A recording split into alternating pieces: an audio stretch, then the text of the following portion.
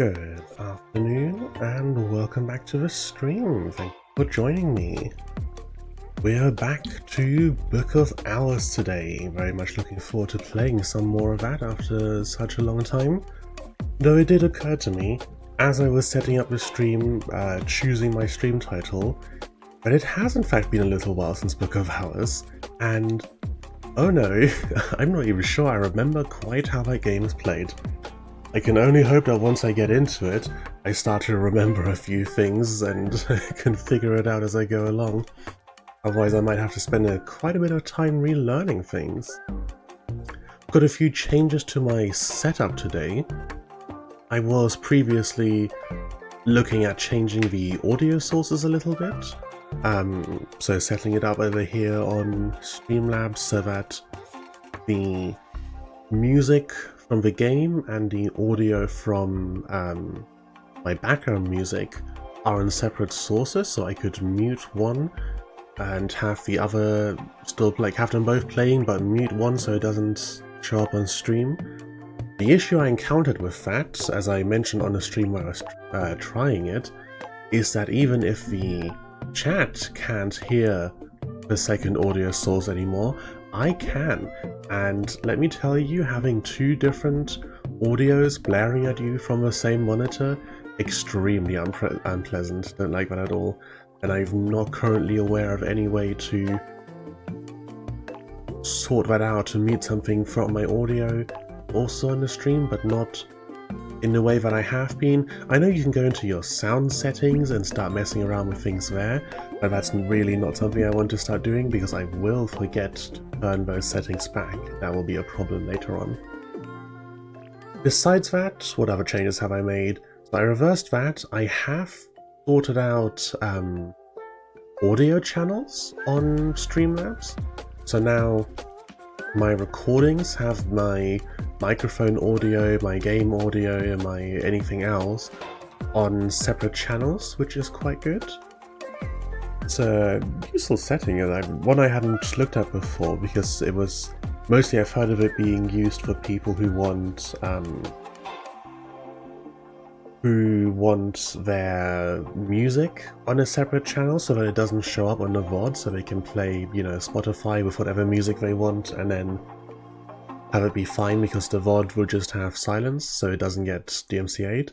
But I've never enjoyed that. I want the VOD experience to be not too dissimilar from the live experience, you know? For me, as someone who does watch VODs occasionally, it's just kind of annoying when I'm sitting there and there's just like dead silence because the chat was enjoying a bit of hype music. That's very annoying. I want everyone who watches my VODs to be able to get everything that the people on stream are getting, besides of course the live interaction. So I'll stick to having either the music I'm using now, which won't get copyright claimed, or just the game audio wherever possible. But it is useful for recordings and for editing to have separate audio channels, so I'm trying it out for that. I have up until now just been using Twitch's export feature, where after a stream is done, you can go to your video manager, download it from there, and also just hit export directly to YouTube, which is very convenient for me. It makes it really, really easy. But for this stream, I'm going to try... My computer should be able to handle it, so I am recording at the same time that I'm streaming, which should mean that I have access to higher quality VODs, and also if I want to clip something from a VOD and edit it or whatever, it will be much easier to do that. And then the final technical change, because there's still one more thing, is that I have slightly... Now that I'm looking at it, I probably want to fine-tune this a little more as time goes on. But I have slightly changed the position of my monitor and completely changed where my phone is located. It was previously on a stand I've got behind the monitor, above it, looking down. I've now got it on a little stand here in front of the monitor, and that will hopefully help with the tracking drifting issues I've had in the past, where the model would just gradually start to move across the screen, even though I was staying still in the middle. So far, I mean, we're only a few minutes in, but I look to be staying pretty steady, so I think it's worked, which is excellent. I'm also getting way better mouth tracking than I was before. Like, previously, obviously the tracking was still good, and it would still pick up on, like, large expressions and stuff like that. You know, stuff like this. that you can do is really, really good tracking, considering that everything I'm using is free. But small motions it didn't pick up on that well. But right now I seem to be getting really good tracking when talking, so that's excellent. I'm very much looking forward to seeing, to comparing some older VODs to this one after I'm done streaming. That being said, we're over 10 minutes in, so let's stop chatting away about this. I'll turn on the game audio, I'll turn off the background music, and we will move on over to the live scene. Let us return to Hush House and the mysteries of the hours. Okay, so we have lots of things going on here.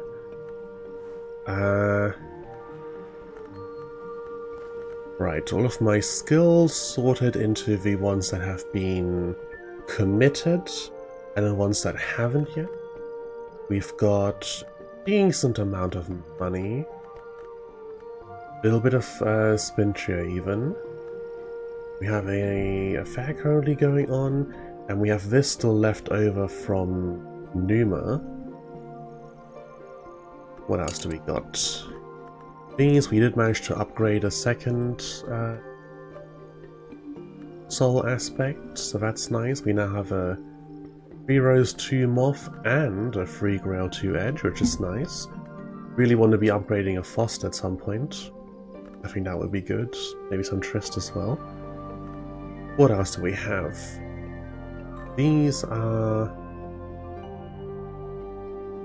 Running Parable. And we have a lesson. Okay, we've got a couple lessons. Let me sort these out so they're separate. A lesson in Anborian Lapidary, Disciplines of the Scar, and Pentiments and Precursors.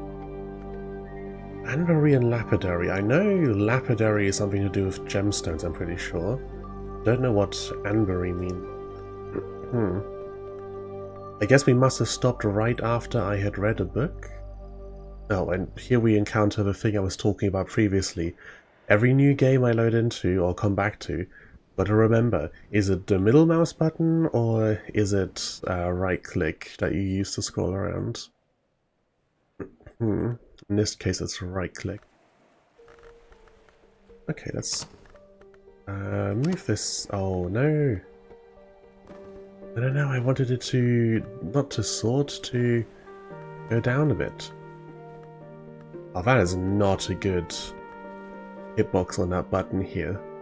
As soon as I go, I'm not even past the bottom of this triangle and it's counting it as being on here. Is this an undo? Yes it is, thank god. I thought I was going to have to sort all of those back. It would have taken so much effort. Okay.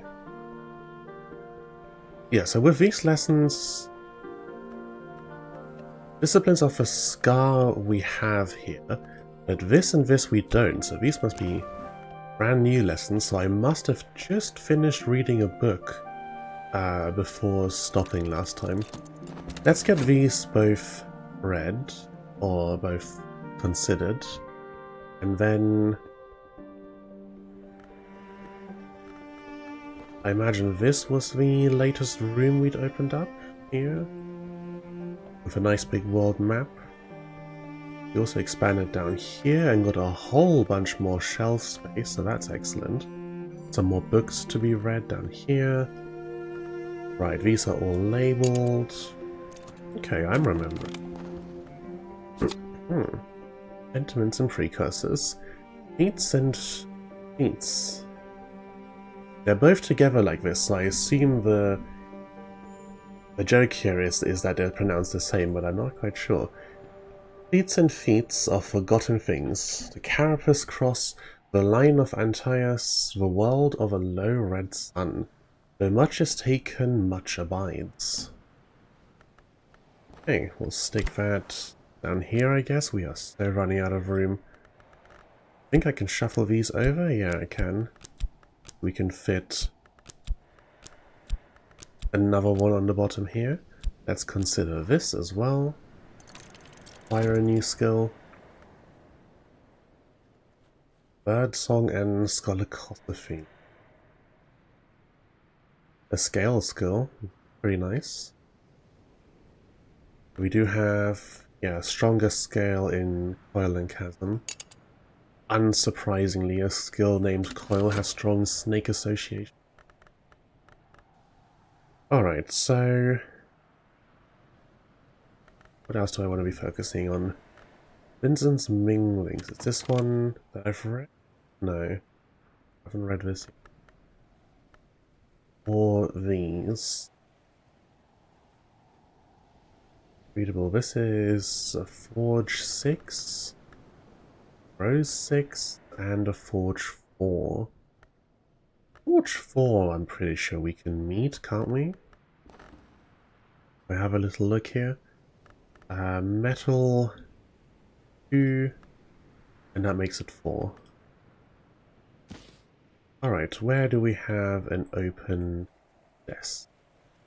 Since we learned the rather painful lesson last time, but you can in fact read books at any given desk. You don't have to do it in your Consider tab, which would have sped a lot of things up significantly if I'd known it earlier. But of course we need a desk with the appropriate things in it. Right, maybe I do stick to actually reading the books in my Consider and I use the desk to just decipher new ones. Or catalog rather, new ones. We have a whole 5 of them up here. Is that the full extent of our uncatalogued books at the moment? Looks like it. Here we go, there is a tag for uncatalogued, so I can zoom out a bit. Hover over this. And yeah, I see glowing only in that one room.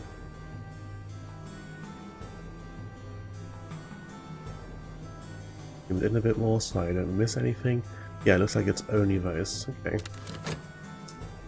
Then let's quickly get the lesson and clear up some inventory space. Excuse me. Lightning is a little life and jewels are its eyes by Ava de Wolf. Please go down here. In fact, we can offset these maybe by half a card. Yeah, so we can maintain a gap between them. Okay, maybe some upgrades. We probably want to get deeper into the house so we can get more things. And this one, the Confounding Parable, 2 Moon, 2 Rose, 2 Sky. Which books am I getting that from? Probably something down here. Yeah, Confounding Parable, there we go. I didn't need to worry about using those up immediately since I know we can get them back. There'll be no issue with that. So what do I need to be doing at the moment? I mean, my primary goal I suppose is always going to be climbing higher up these lanes. I don't know if I need to go up all of them or if I can just go up one arm and try to reach the top. Is it easier to go up something and then jump across? Go up to here, I mean that's still free and that's still free. Maybe I should try to pick one specifically to go up and just kind of see what happens. You know, does reaching the end of one of these net you a win condition? We started off, I think, with Illumination, right? That's why we got Boss as our starting soul aspect. Currently only at 2. Okay, so can I get something up to number 3 that can be put into Illumination? We currently have in here Disciplines of the Scar and Pyroglyphic. Hovering over Illumination, Applebright Euphonies, Transformations and Liberations, and Preliminal Meter are all skills that can go into Illumination. Rose and Knock. this lesson won't do anything for us in that regard. It looks like neither of these also benefit from this lesson. Unfortunate. We'll have to try and acquire more. In the meantime, something else I can level up? We're doing pretty okay in most regards. What's missing for us here? We have art, okay, nectar. Only one of my unassigned skills has nectar, and that one has nectar and grail, so I can't do it with this lesson. Edge is none of our uncommitted ones, and lantern is also none of our uncommitted ones. So this lesson's not immediately useful. Might become useful once we've read a few more of these. If they give us an appropriate skill to upgrade with this. I'm kind of assuming because they're called from the solar era that they might have something to do with lantern, but that could just as easily not be true. I won't go into this. There we go. Click in whatever S. Okay. There's one desk. Desk. This is a desk. There is two. Grab a couple more books. Come on, let me grab a couple more books. Is this one a desk? Nope, we've gone on to health. Oh, damn it. This is a desk. There we go. Use another foster. Oh, no, you won't take this. Go. Read that. And what else was a desk? This one is not. That's like this whole thing. This down here. Is this a desk? Yes. No, it isn't. Oh, yes, it is. Yeah. Alright, and then the last one. Give that to me. Over here, I think. There we go. And that is all that being read. Now to this book that we want to work on. Challenge 4 Forge. So, metal and bells and braziers. And there we go, that is the challenge met. The number keys are zoom levels. It's plus and minus to speed up and slow down time. We'll come back to these. I want to get this stuff emptied out of my inventory first. I am noticing occasionally when I glance around that the new phone position is a little more sensitive to me looking downwards. I might have to adjust that, or maybe adjust the height that the screen is at so that I'm not looking down as much. There's all sorts of guides and stuff about posture and how high up your screen should be and how high up you should be when looking at it. Kind of difficult to judge. I think maybe my screen is a little too low. I want to sit up so that my face is not obscured by the microphone from the phone camera. But then that puts me very high up on the screen, and so much of the game happens down that you spend a lot of time looking down. I'll adjust it over time. Everett describes the voices and powers of mortals and immortals based on their composition by analogy to the sound and strength of bells based on the metals casting. Vincent warns that the mingling of metals of too great a nobility can produce the alloys incestuous. He suggests very cautiously that the means used by the sovereigns of the leashed flame to produce their heirs may have analogous issues. Although the crime of the sky might be circumvented, yet the law remaineth the law in spirit as in letter.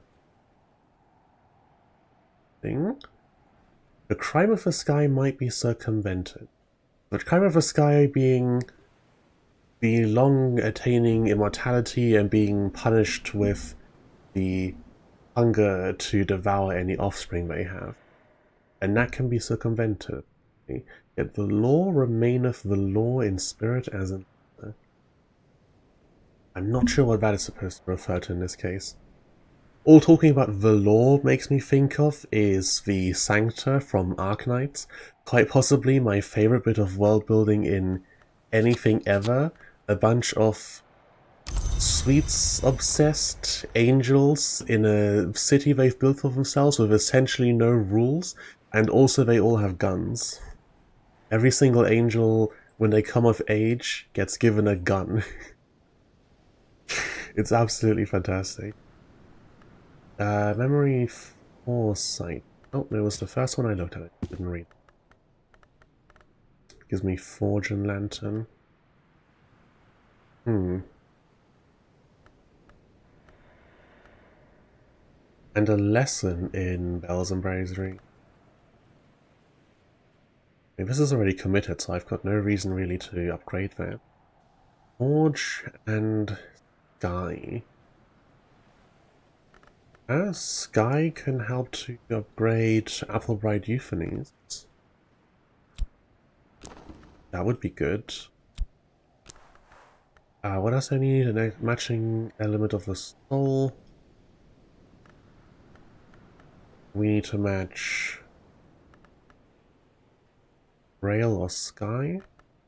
So some Frost will do. And we need a memory with Grail or Sky. Okay. Let's set down a moment. What memories do I have that offer Grail or Sky?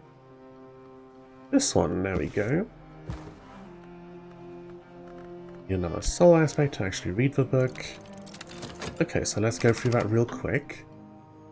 Get the memory. It is almost night, so it might pop away right when I'm trying to read it. That would be very irritating.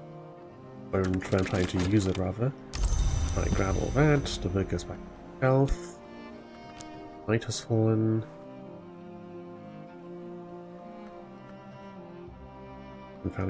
Oh, I already had one in my inventory, didn't I?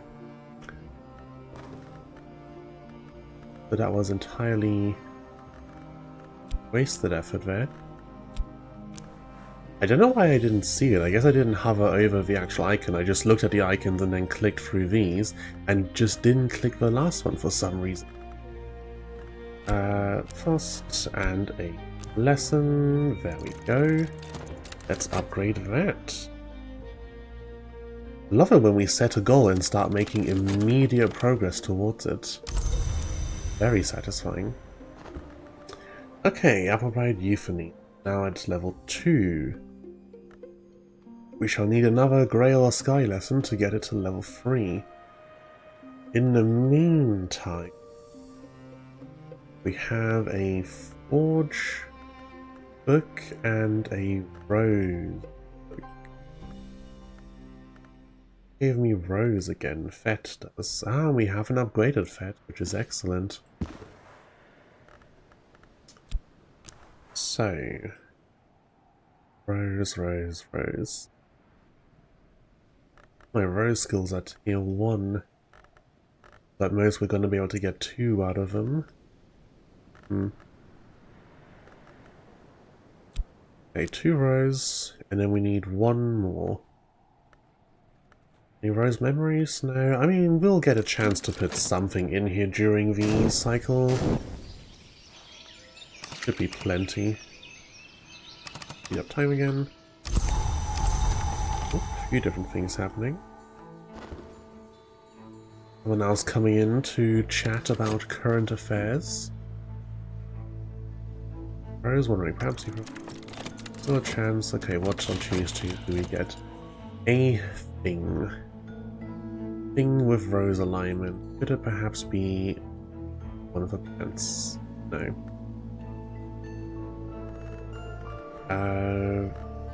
Hover over this.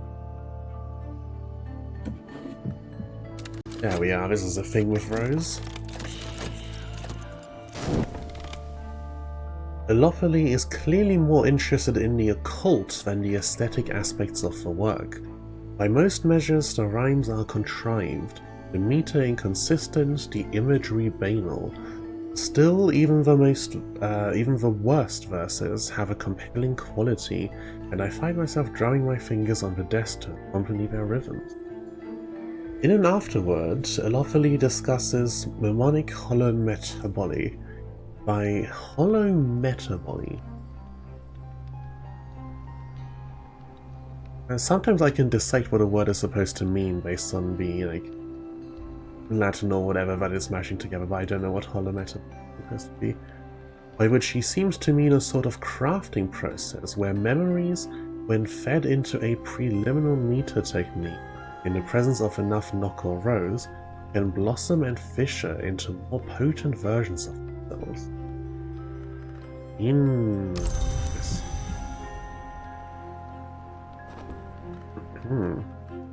Yes, there's a memory of pattern, 1 forge and 2 knock, and liminal meter less.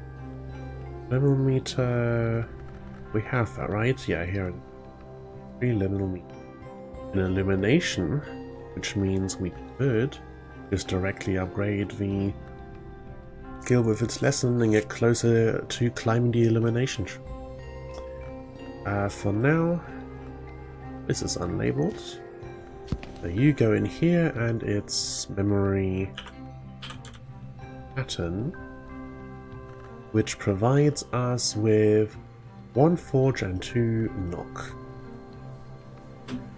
1 forge, 2 knock. There we go, I can spell. Pattern, 1 forge, 2 knock. Okay. I don't think we had a knock aligned memory before. Yeah, moon, rose, full lantern, moon, rose, sky. Are these as yet unread? Oh, yeah. Unsurprisingly, 12, 18. This one only 8, to be fair. Subject's ink of containment. Alright, I occasionally do see that, like glance at it, but never really actually process what it means. So can't I just look at a book and know what lesson it's going to give me? Yeah, hieroglyphics. And these will be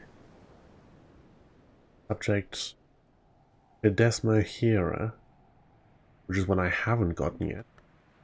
Or subject ink of containment. There it is at the end.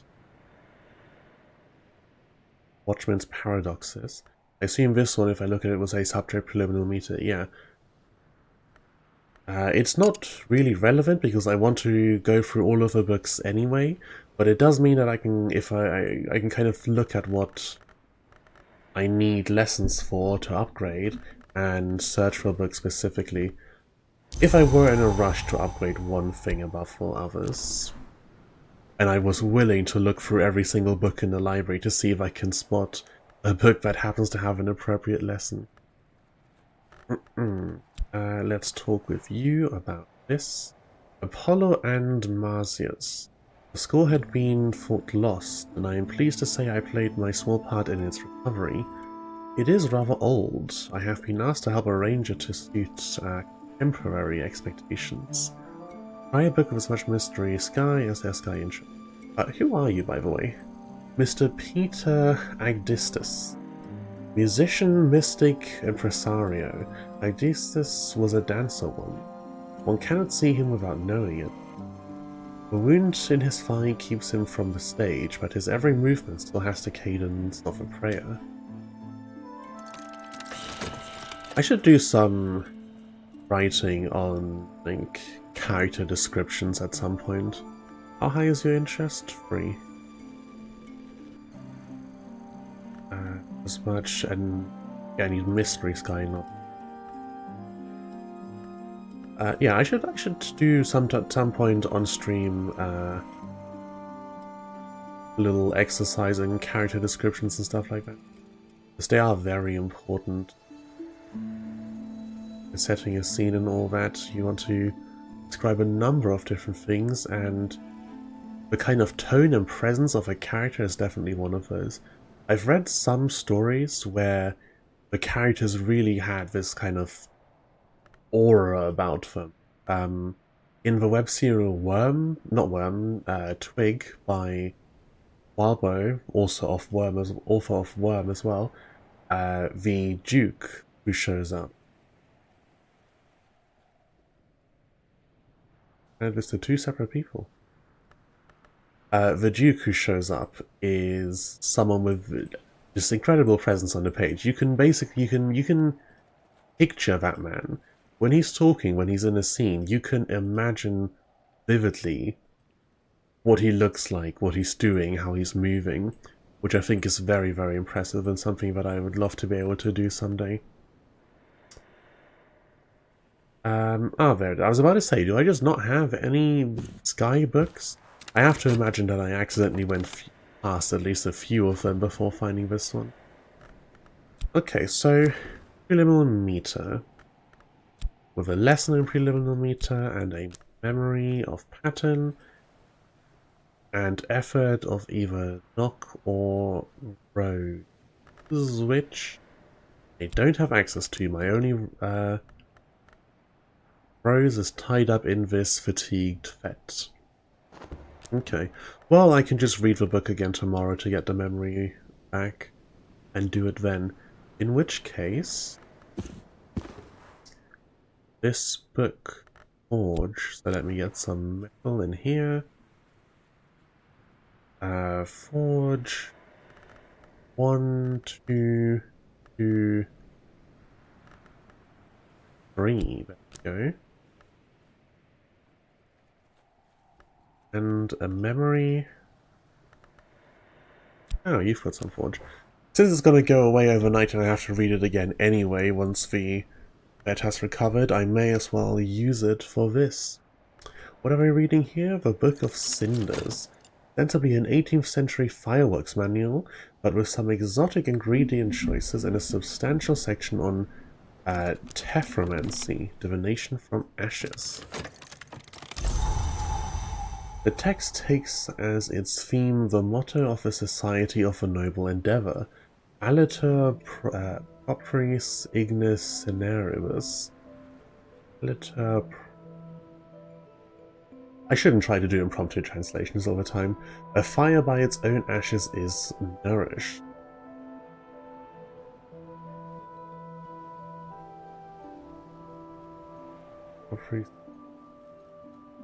So, Cineribus like cinders, meaning ashes, ignis is fire.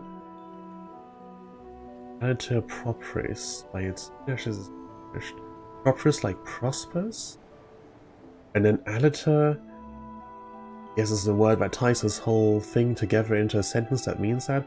As I understand it, Latin is a language that is highly modular. I didn't speak or read Latin myself in any capacity, but I am vaguely aware that part of Latin poetry comes from the fact that you can rearrange the words in a Latin sentence significantly and still retain their intended meaning. Which is why, for example, there was some quote I read from a poem about someone standing between two things and like opposing them, and the analysis of the poem was talking about how the words had been arranged so that the name of a person was literally between the two things they were standing between, which is something very cool you can do with Latin. I do love seeing poetry in different languages, like how in Japanese with the multiple readings for words, they can do all sorts of cool stuff, and mostly a lot of very funny puns, apparently. It's one of my big motivations for learning Japanese, is I want to be able to read all of their puns.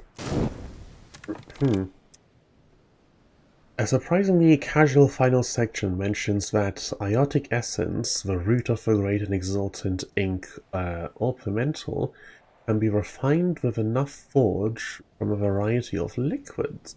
Ah, this one has some information for us. Okay, where did I put the on that. Click on the shelf. Oh no. Where did I put the other book that had a recipe in it? Because we got one earlier. This is my journal, isn't it? Yeah. We've received at least one other book that contained some hints for future stuff, and I want to say that I set that book aside so that we will be able to come back to it later. But I couldn't possibly tell you where it might have been. This is the containment room. All of the rooms in here, all of the books in here are ones that are cursed in various ways, so it's not there. Where on earth did I store this book? I might not have. I might have just gone, oh, that's interesting, and then sorted it away with the others. Oh, hello again, Smurfton. How are you doing? When they give recipe hints, it's almost always for the lesson they gave you. Maybe actually always.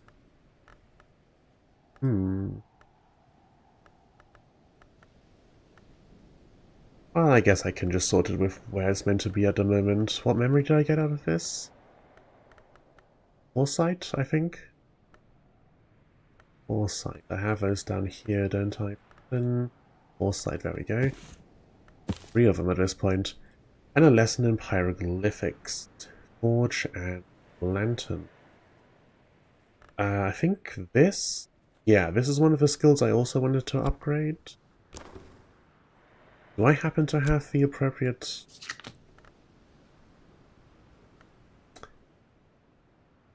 Right, Forge and... this is Forge and Lantern, this is Forge and Moth. Do I happen to have the bits and pieces I need to do so right now? A Sunny Day, I assume... A Sunny Day has Lantern, obviously, which I just was saying is not what I need. But the Memory of Foresight is suitable. So there we go, we can upgrade that. The Hieroglyphics, Forge and Liquid make the precursor to Orpiment.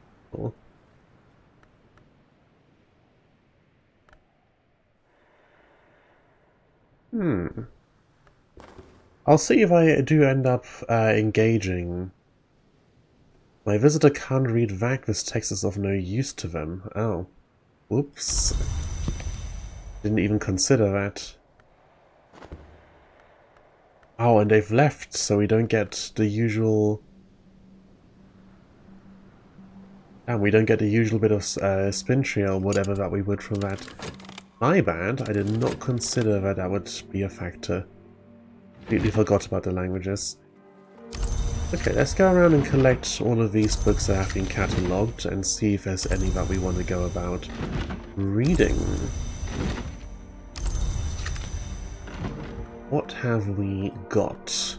The Ascendant. The edge-long Dardesh boasts of her victories over her brother enemy Tarek in the days of the Shadowless Empire. I love the tone of this kind of stuff, this kind of history between immortals sort of thing. There's a scene in the web serial Catalepsis that talks about one of the characters' long history with someone else, and it's always very interesting to read about.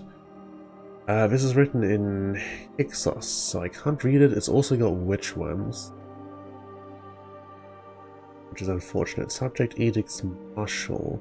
We have Edicts Liminal, I think it was. There's Edicts Inviolable. Edicts... Ah, there we go, Edicts Liminal. Okay, well, you go into the quarantine room. These both have the same issue, so that... Oh. Not where I expected it to stack. We go next to each other, there we go. That looks a little better. You go into the quarantine room.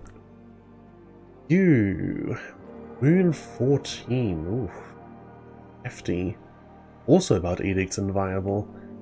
Moon 14 puts it at like the top of the difficult to read shelf. We'll put it down here for the moment. I didn't actually read what it is about. The Tree and the Three, Vatican Manuscript. A church-authorized version of an older text, this book describes the chancel and the calyptra, two triads of hours with subtle, far-reaching powers and responsibilities. It has clearly been reworked to fit church doctrine. As they do. My understanding of edgelongs is that they come in pairs and their immortality requires them to endlessly wage wars against each other. That sounds like a decent price for immortality. What does that make me think of? It's where I've seen a similar premise. Oh, in Worm, where certain capes that trigger together have the... I think in universe they describe it as the kiss-kill dynamic, where capes that trigger together and have related powers always either get along fantastically or are compelled to try and murder one another. It's very similar. The Moon's Egg, the third and last volume of the Meditations of Abbot Thomas of the Abbey of the Black Dove. This is only Moon 4, so pretty easy. Subject Pearl and Tide. I think that one's not among our skills so far. We'll read that next. My deeds, my powers, my achievements, and the injustices perpetrated against me. A diatribe by Hochebald of Foxend, formerly of the Order of Immortals called the House of Leaf, later the Order Lime, much later the Obliviates. He has scores to settle. Forge 16. Yikes, we're not going to be reading that one for a while, especially because it's in Mandake, which we cannot currently read. This one was in regular ink. And finally, Against Vitruvius, a 14th century treatise on esoteric mechanics and parahydraulics by Abbot Ranulf, best known now as a Mason architect. Sky 6 is, I think, within our reach. Oh no, the only Sky source we have is our Fost. We'd need to combine it, I think. Have I learned any languages? No, I think I still only know the starting languages, which I believe is English, Latin, and one more, I want to say. I don't know if I have a list of languages anywhere, unfortunately. But no, I've not learned any additional ones. And this is Subject Lockworks and Clockworks. Also not among our list quite yet. Codex. I don't know why I'm going about that as if they aren't all codexes. That's all of the books. They just cover spine knowledge. I think that's just a category of thing it is. Like some of them are recordings. Yeah, yeah, phonograph record. English, Latin, Sanskrit, Phrygian, Aramaic, and Greek.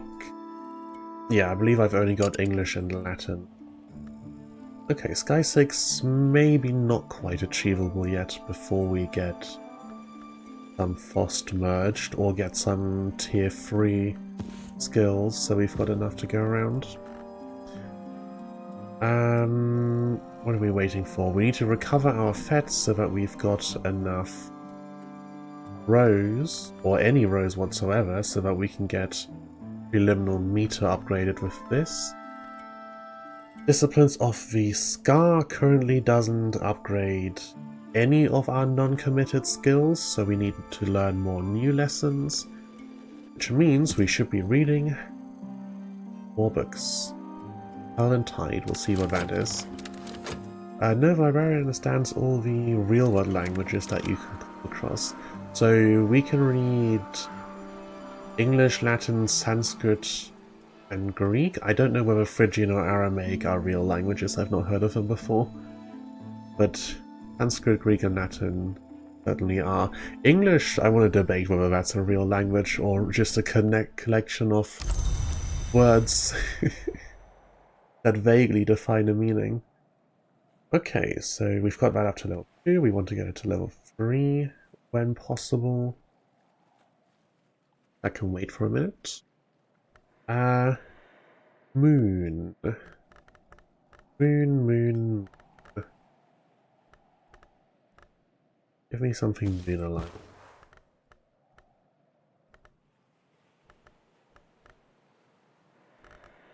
Here's Mystery Moon. I need actual, there we go, actual moon that I can hover over. Okay, so Triss is the only soul aspect that goes into here. And Coronoscopy, that's a 2. This is a 2. And all the other skills are unupgraded. Oh, Cyclone Eclipse maybe? Nope, also 2. All the other skills are unupgraded, so they'll have a 2 at most. Is that 3? So close. Well, if it lets us put anything else in here, we'll have it. Aramaic is what you would read the Bible in if you were trying to make a translation from the oldest sources available. Ah. Okay, so that list of 6 is the list of the 6 languages we have available to start with, and then there's the funky ones that we either need a translator for or need to learn from someone. Like Vak and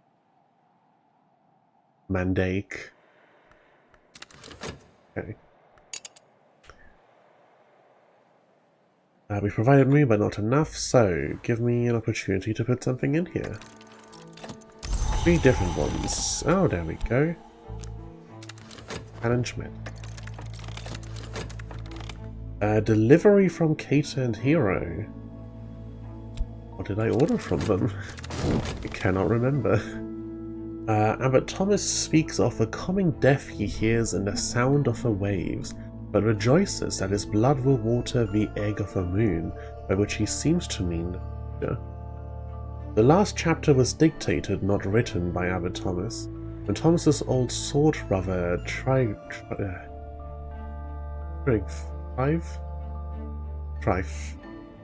that could be Welsh maybe, returned to raid the abbey, Thomas had broken his monastic oaths and taken up arms to defend it.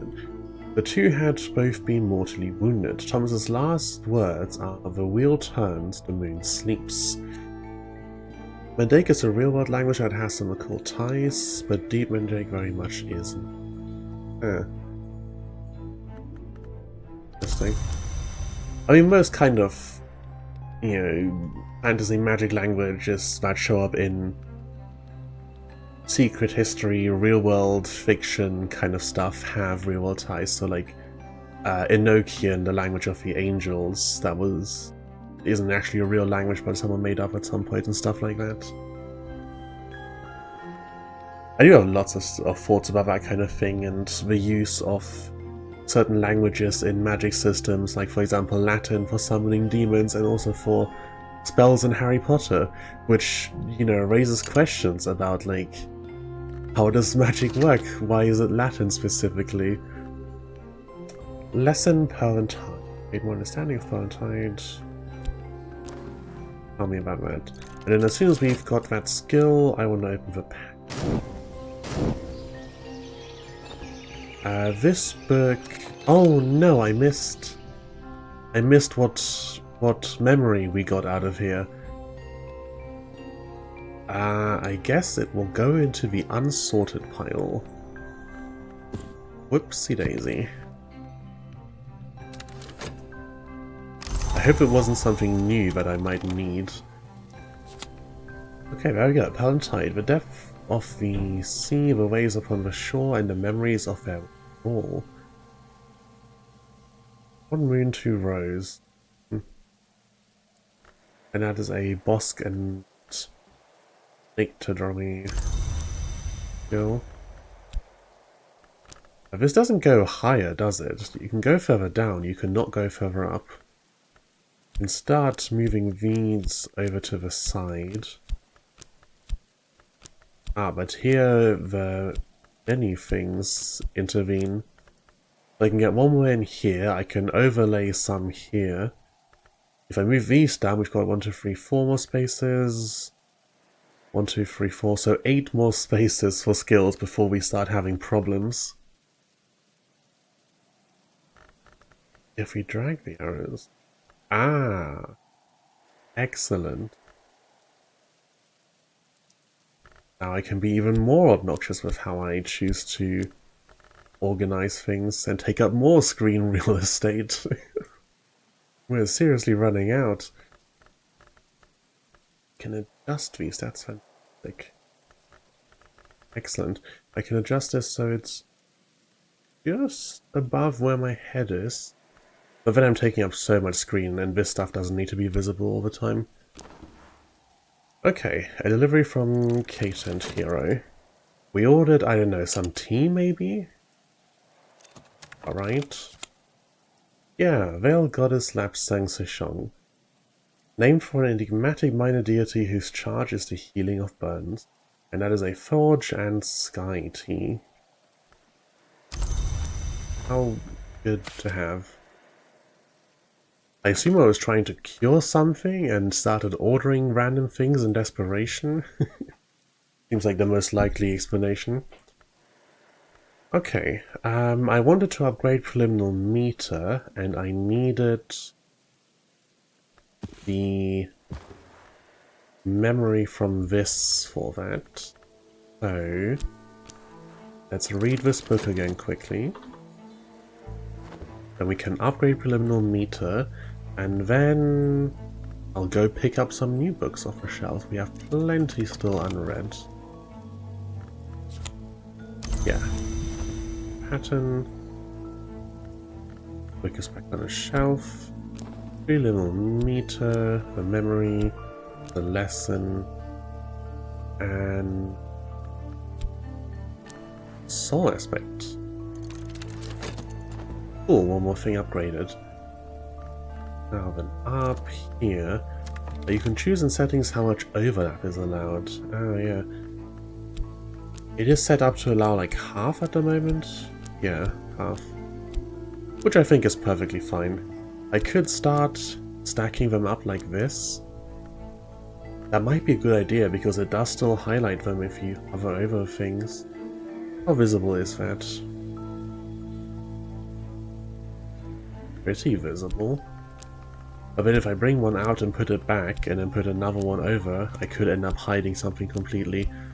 But maybe I'd rather just have them next to each other than have to, if I pick something out, put it back, and then have to rearrange the entire row following it so that they're on top correctly. That's going to be an absolute nuisance. Alright, another tea of Preliminal Meter.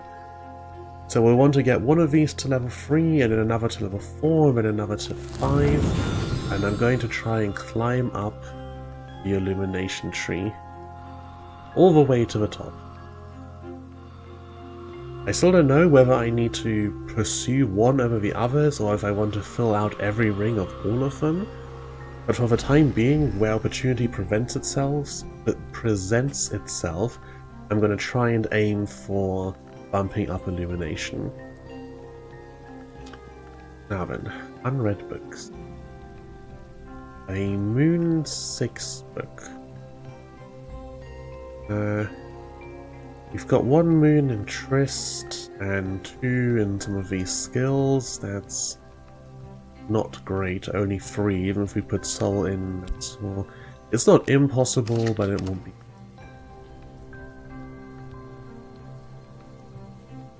Moon 6, Winter 6. I'm doing Winter. Whist gives me 2 moon. Factions and Counter-Nations is 3, that's already 5. Have a look at this one. Future Factions and Counter-Nations. Whist. Rain is Rail and Nectar. I could just grab a moon memory from somewhere, but we'll get a chance to put some stuff in here and I'm sure we'll be fine. I asked about languages because you failed a visitor, and visitors can teach you languages they know if you pay them. I do remember that visitors can teach you languages. The failing with the visitor, that was entirely me not paying attention. I didn't even realize that the book I passed them was in a different language. And that they wouldn't be able to read it. And that they would care about not being able to read it. Okay, the book is partly a practical manual expounding memory palace-like techniques and partly an exploration of memory rarefied, modes in which sense or experience persist outside a mortal mind. This is an early work, and by Cosley standards it brims with optimism, even enthusiasm. If books, he suggests, are the memory that does not die, then perhaps with sufficient endeavours memory's murderer might be contained. Memory's murderer? Time and forgetfulness. And also, books are the memory that does not die. That is from the title screen. Now you see that when you load into the game. Okay, collect all that. What are these things we've gotten here?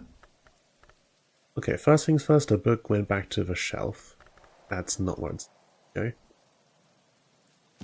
I gotta remember to put them in my inventory first so that they don't get flung away. Secondly, we get a memory of regret out of here. That is somewhere on the upper shelves, I think. Beguiling Melody, Solace, Earth Sign, Intuition. Regret, there we go. Memories of regret on this. Rhyme and Remembrance. What are these? Oh, these are just the temporary things that go away immediately afterwards, never mind.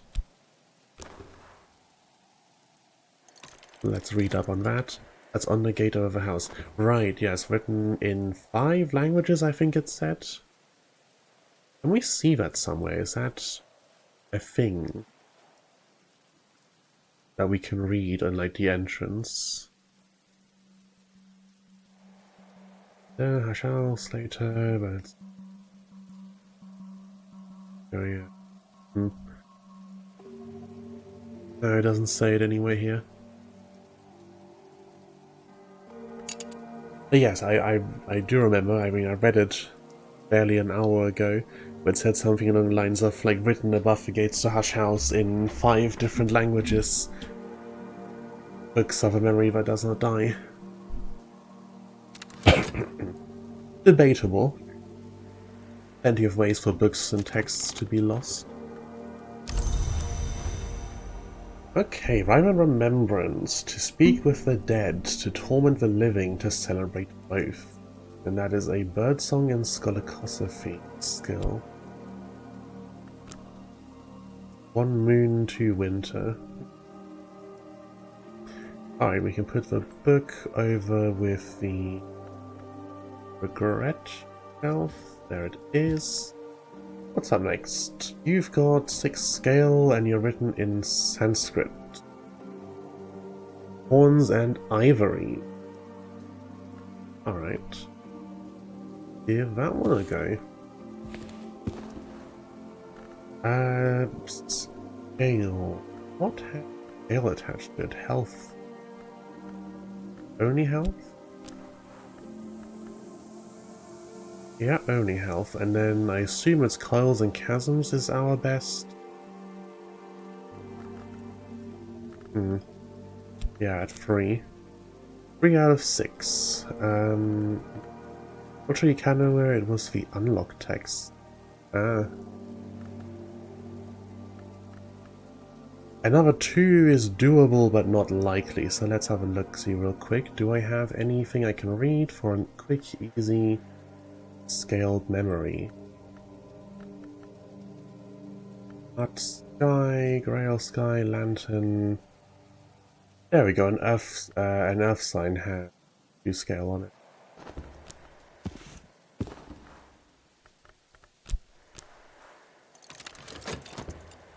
Meanwhile, what else do I maybe want to be reading? Skill checks get higher and higher as I go through here. In terms of low skill stuff, I think there are some more up here as well.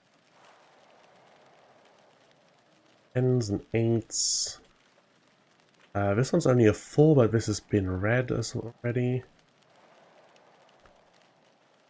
Uncategorized, right. I did label these shells, which is good. Pattern. Pattern, 1 forge, 2 knock. I swear I put pattern down here a moment ago. Yes, I did. Let me bring this one down. I'm more likely to remember that it's down here rather than to remember that it's up here. Remove that.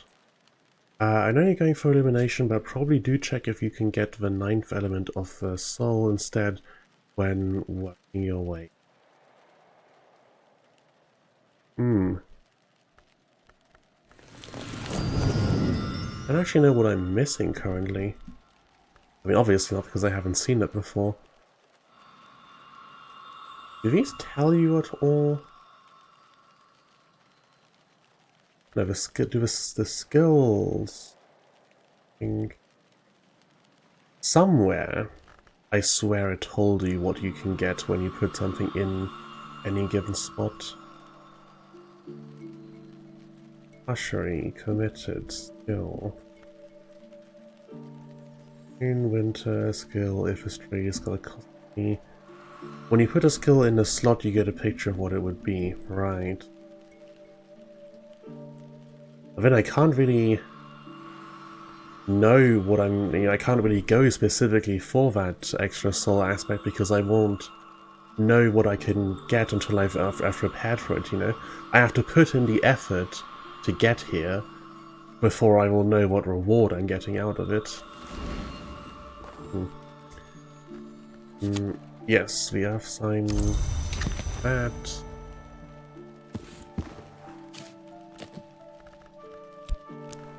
He's in here. There we go. Simple enough. Stay. I can understand kind of why it does it, but it's a little irritating that it slows down time when you hit morning. What are you doing here? You're selling a book. Cardia's Delights, the 3rd volume of Albert Jeffrey's hypothetical theological dialogues in the Socratic mode. Ain't knock written in.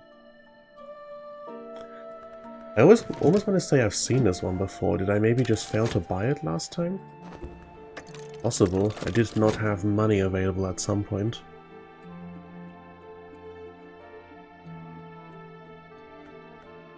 I was looking on the Steam page earlier, and 2 things. First of all, I saw some really interesting rooms in the previews available on there, and secondly, hasn't the DLC come out at this point sometime during the stream?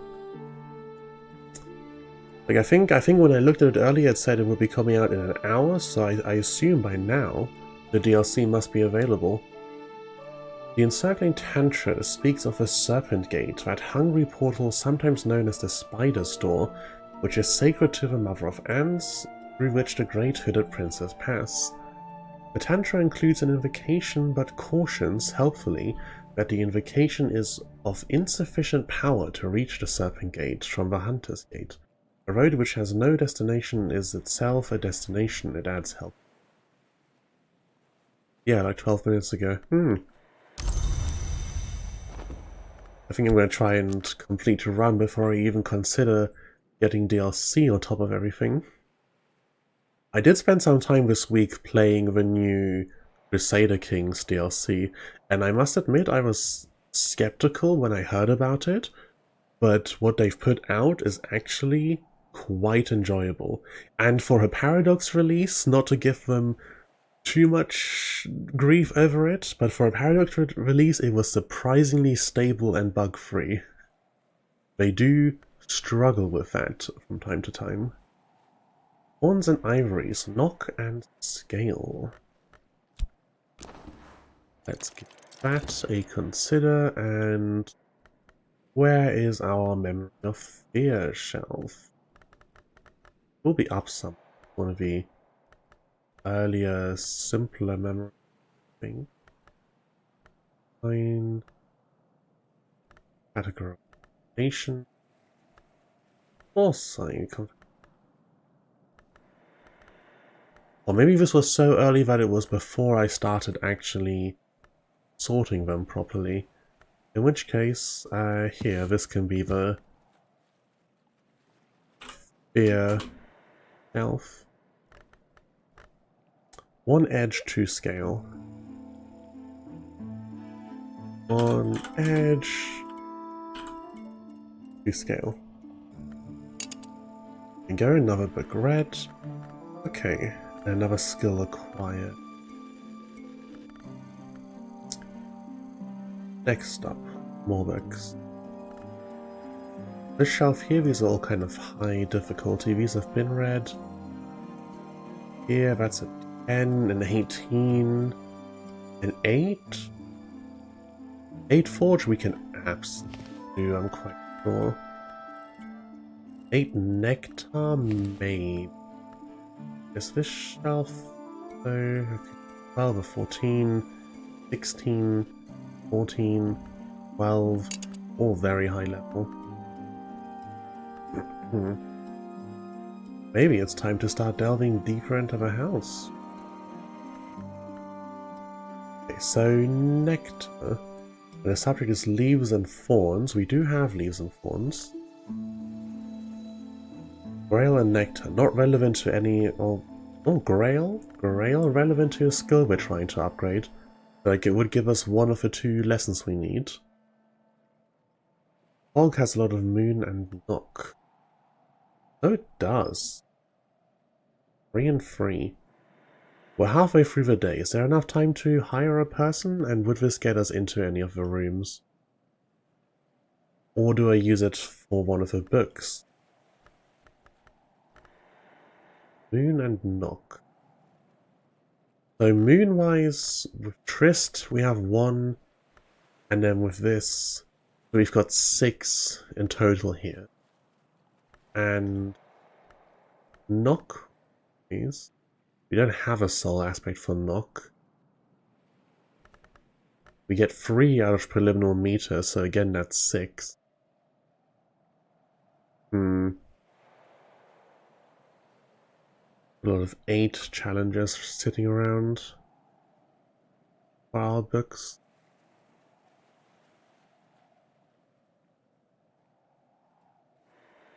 So the bedroom is an option. Serpent Haunted Bedroom. If we can get someone knock aligned specifically. Who comes in this season?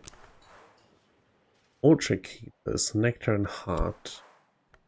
So I'd need to gamble on maybe hopefully getting someone suitable. Well, it doesn't hurt to try, we don't have to hire them. For all. It does look like the changes I made to my tracking setup have helped but not eliminated the drifting issue. So my phone is now much easier to reach, so I can reset that with way less hassle than it was previously. I think the Rector has 1 knock, so we will get him up to 4 in total. That's not quite enough. For 4, 5, 6 with a memory?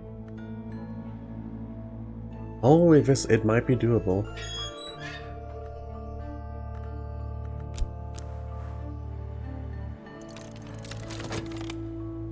What do I need to put in here? It was empty to wait for him to finish with his correspondence and... Okay.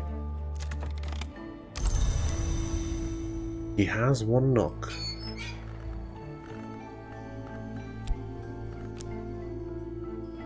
So I can discuss the weather with him, discuss a memory with him, and hopefully get it all done before sunset when people don't work anymore. This one, pattern, 1 forge, 2 knock. There we go, grab that. Okay, let's start off. We want to collaborate about this.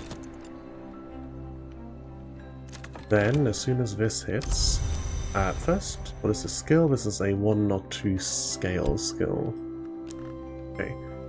Then I want to put this on the shelf again first, so that it defaults back to over there. Then recall a memory. Okay, here's the guy. Now at 4. 40 seconds. I think we'll just have enough. Ah, can't do weather and memory, damn it. Okay. We still have this guy who would have Diarose and Nectar. Not quite relevant. Okay, we need a food, or a drink, or candle, or tool.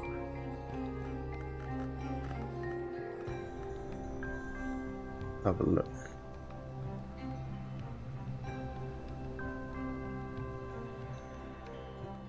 This is a comfort and a tool. That's not the right aspects. What did I hover over? Just... oh, it was the keys behind it. Thing key. Can I talk to you about these duplicate keys to the house that I've got? I've got 3 of them, I think, laying around. No, can't chat about that. This thing, no, that's not relevant. There's candles. Okay. Oh, this. That's got 2. This kissed water pitcher. I should probably empty this into a cup first, shouldn't I, right? That will make it... but I don't spend the entire thing. Relative to serve. Yeah, use a store of glasses or cups to pour this out. There we go. Don't want to use up the whole one in one go. Give me that. Grab that. Put the pitcher back in here, because I think it will be easier to find there. Okay, then you with this, and that will get him up to 6. It's getting terribly close to getting dark. That. And this room, was it? Yes. Excellent. Success. We've also read a book. That was for the memory, which we don't actually need. But never mind that. And we've acquired another book. Thank you very much for your business. This is a knock 8. One we will struggle to unravel, unfortunately. I suppose the last soul aspect will be a knock aspect? Or is it knock is kind of a special one and there won't be an aspect for... what am I missing? I should be able to tell what I've not got.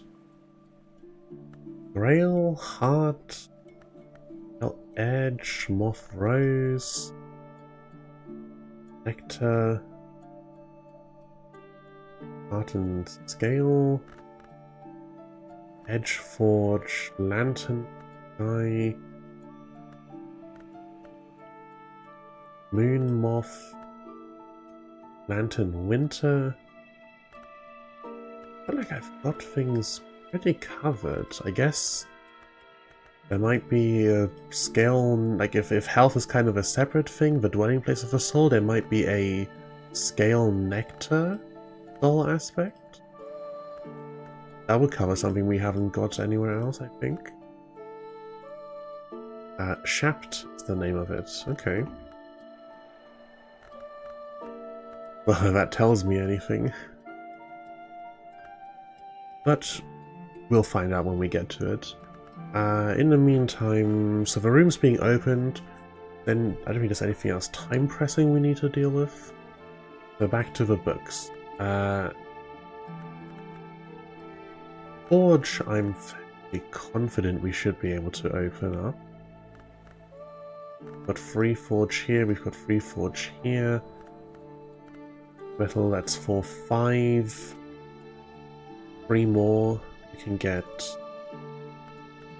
somewhere. There's 2 forge on that. 2 forge and whatever opportunity stuff we get should be enough. So Yeah, that book is entirely readable. Nectar.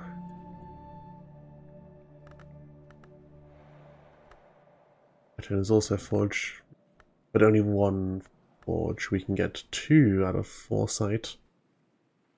So this book is readable, this book is nectar. What do I have going on nectar-wise? I've got 2 of it on here. 2 of it on here. Leaves and thorns is also 2. Okay, nectar 8 probably a little high. Nectar, Gale, Moonrose. You get 2 nectar of the earth sign, so that's 2, 3, 4.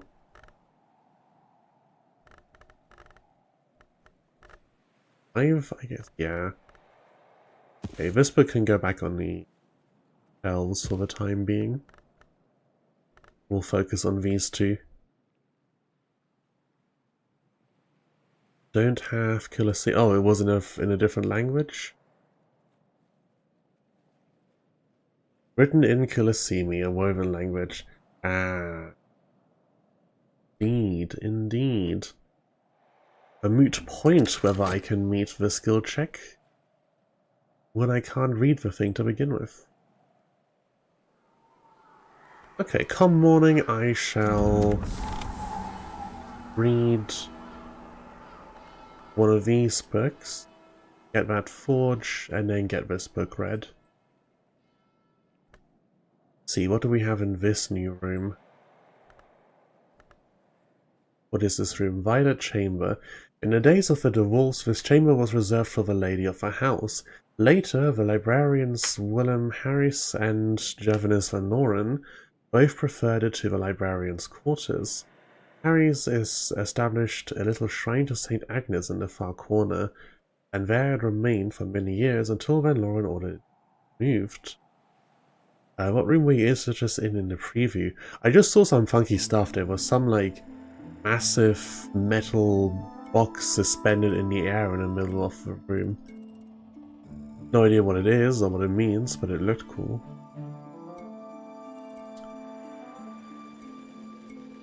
Rathbun, whiskey, ale. 6 generations of the wolf hairs were born in this room. It would have been 7, but Hathryn Walters had the ill grace to give birth to Baron Walters in, family legend has it, a Calwire outside Carisham. Well, one more bed in case we've got maladies to cure. Hover around the room, see if there's anything that looks clickable. Speaking of clickable, some of these look clickable. I don't think I examined this room very closely before. I think they're just unfaders. No, it doesn't look like there's a secret hidden around here. Not a very interesting room then. Okay. Just waiting for daybreak in that case. What other rooms can we realistically push towards? The ruined kitchen should be pretty easy. Reeking chamber may be doable. With this, it looks a little more difficult. These are up in the 7s at that point, 8s, 9s. There are 6s across here. Okay, so book from this shelf. To forge one lantern. Start on that. Just for the sake of it, see if we can get some interesting people in. In the meantime, we'll see what weather we've got today. I'll take a quick sip from my drink, because I haven't had anything yet this stream.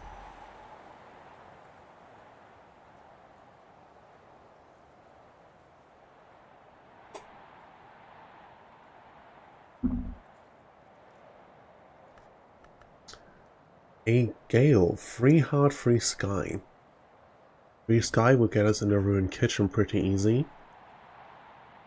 Sky or heart into the Reeking Chamber.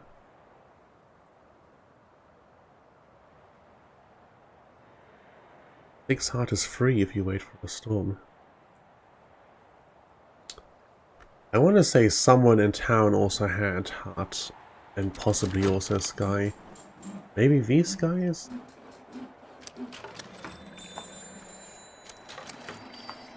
You've got Forge.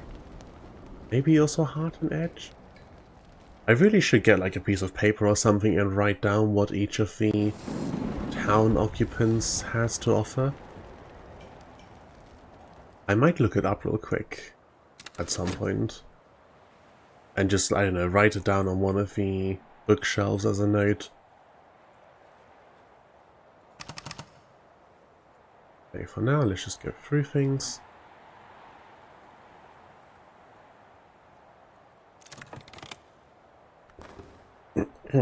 Alright, you give me a material foresight.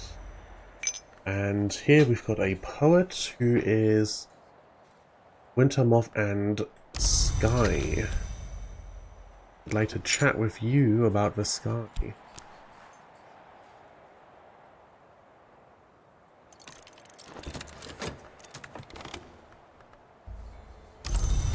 Already got 4, so that's easy hit.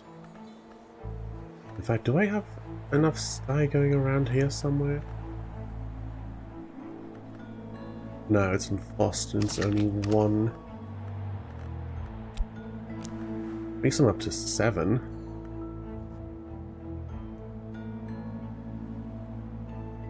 Any of this? There was a room that required 7s, so about 7s in winter and moth. I suppose I've got 3 moth or 3 winter laying around somewhere. No, only 2. Add some combined trysts, that would be enough. Okay, we'll just use the sky. One of the nice things about this is that there isn't really harsh time limits hunting you down, so you can mess around a bit. In that case, we've got 2 options with 7 sky for what we want to open. A ruined kitchen. Finally, signs of a fire, but it looks as if, fortunately, the chimney breast collapsed before it could spread too far. It can't be why the house was abandoned. In any case, the kitchen will need skilled labor to restore it to its state. Or, Reeking Chamber. The room reeks like a rotting reptile. The curtains ripple restlessly with a watchful presence that Van Laura left behind. Perhaps they can find someone to sing them to sleep. Zooming right in, we've got cutlery and crockery and cooking fire, and pots and pans and drinks and stuff on the shelves. Nothing that looks like books. And over here, various instruments. Lots and lots of instruments. Again, nothing that looks like books. Both of them will open up 2 rooms, so in terms of getting deeper into the house, I guess in terms of getting literally deeper as in downwards,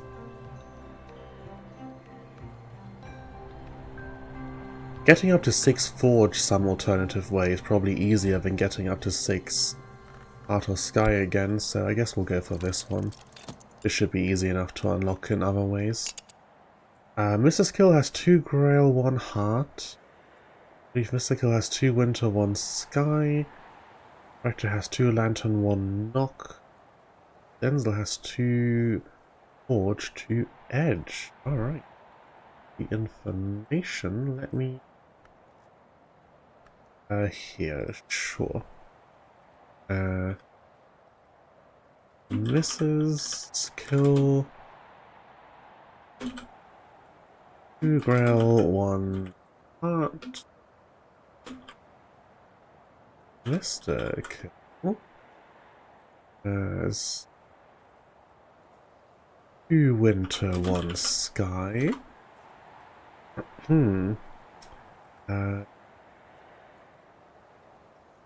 the... Oh. Word limit? No, it just doesn't want to go to the third line. Okay.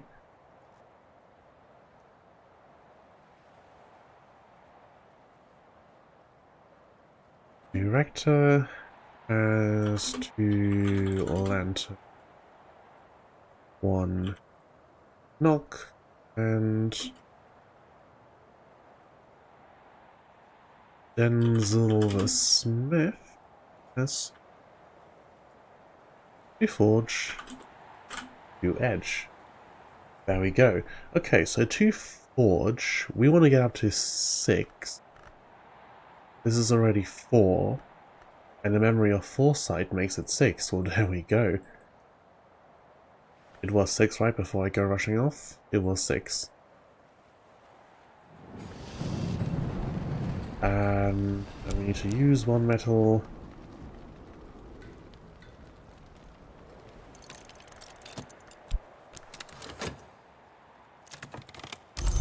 We'll grab him.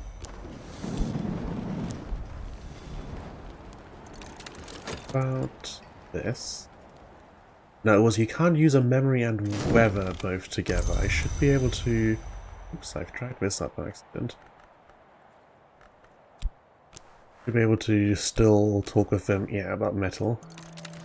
Get that in there. And there we are. So it was the right choice to unlock that other room with the other guy. Have a look. Oh, lots of instruments. Kitty Mazarine. Justice carved from black.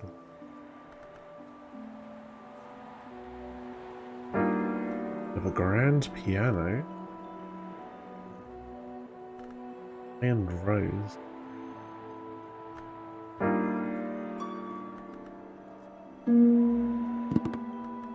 I like how everything has sound effects. Lots and lots of instruments. These on the back? Oh, you can't even take them down to, like, put in somewhere. It doesn't look like there's anything clickable hidden away. They're all pretty solid. No suspicious lines anywhere. I would never, like, without being explicitly told, hey, here's one of the secrets, I would never have looked closely enough to find any of those. Even now, I can't actually quite remember where the one that I'd been shown was, or the other one that I came across. Oh yeah, here, this little door down here. I would not have found that on my own. I straight up wouldn't. That's way too well hidden. And wherever the other one was, would not have been looking that close if I hadn't known there were secrets to find. I want to say it was in here was the other one, like one of the... Yeah, one of the doors moves. Very funny secrets. Okay, I have used up my metal now, so we're not going to be reading this book today. I did want to read, or try to read the knock one, so I grab this, give that a quick consideration while this room down here unlocks. This has given us access to a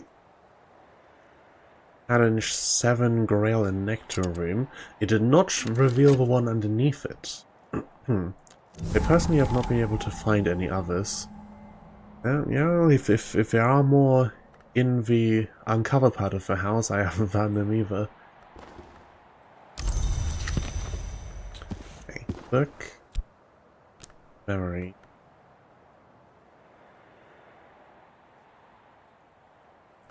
This, or... knock. That brings us up to 5. And no soul aspect has any knock to it. So 3 more. It's not impossible. Wait, starting request ever, you always need a suitable soul card first.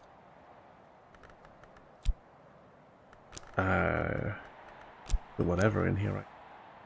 Didn't really matter. Yeah, another free knock. It's not impossible, but I wouldn't say that our chances are particularly high in this case. But let's try it out. I might be surprised. We also have this new room we've got access to. What all is in here? The food, the kitchen range 7. Good luck for our village to bring little gifts of food to the librarian. That's already become a tradition, but sometimes the librarian wants a hot meal, and these days the librarian is the only entity in the house that can cook. What, you're saying there's not one weird ghost or something around here that prepares food? One of these open. I'm not going to click every last stone on the wall. I can only hope none of those open. Looks like there's not particularly much of any interest in it. Already do this elsewhere. Honey, that's nice. I mean, more objects is always good, just in case we come across something. But yeah, not the most interesting room. Read for another pattern just in case they offer memory. The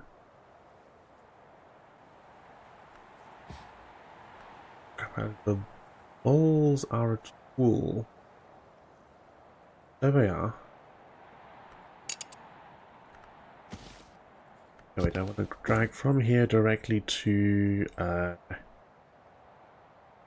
desk. No, not onto the desk, into the... No, now it's going to go back to there if I leave.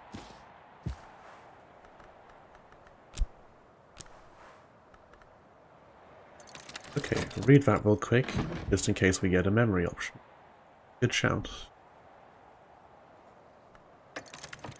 What are we getting? Soul. No soul aspect with knock. Do these tell me what I want? This mood increases certain aspects. Possible inspiration from a relevant thing. Okay. A thing. We need knock aligned thing. And they need to have enough... Well... Look at that. Problem resolved. It's just that easy. The key that we have 3 of at the moment. If Janus were an hour, Cardia might be counted among his names, but the world has never turned in such a manner, and so she is not. Geoffrey discusses the living signs, signs which change their shape, and whose flexibility is part of what makes it identifiable. He gives us one example, the paradox of the hinge, and draws comparisons with the names called twins, who would be considered ours beyond the church. He hints at the amethyst vessel, which can be sanctified by the great signs in the presence of Nock. Sanctified by the great sign. This vessel. I gotta be honest, most of this has gone over my head. I'm not at all sure what anything here is supposed to be referring to. Alright, let's pull these back up. We have 2 lessons, the great signs and the great scars. Okay, let's learn one of them. This, yep, that can just go back onto its shelf down here. That's the right shelf, yep, for pattern. And you also gave... no. Is this the memory pattern that came from the thing we just got, or did this come from reading the book? I think if they both give the same memory, one will overwrite the other. You can only have one of each memory at a time. So I think... yeah, this will also go in here. Okay. That book has to wait until imminently the morning.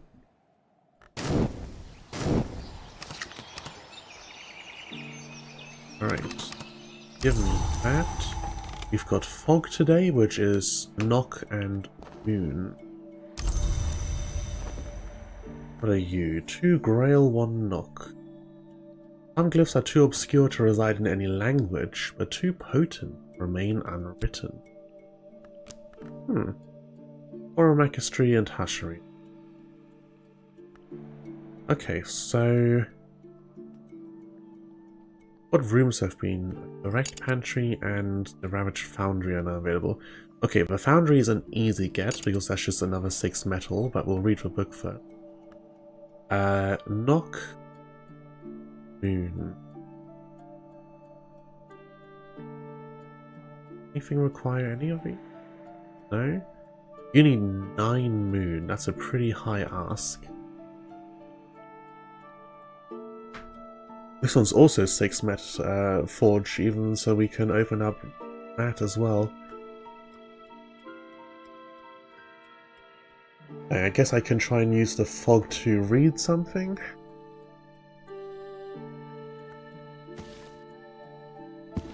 Let's try and get this first. Can I put relevant things into this particular desk? I need forge. I need lots of forge. Hieroglyphics the highest? Yes, but hieroglyphics won't go in here. Because I want to have this open so that I can do something with this as well. So let's try and find a desk that I can read this book in. No. This is the dispensary, that's not a desk. This one we've just tried, that's the desk.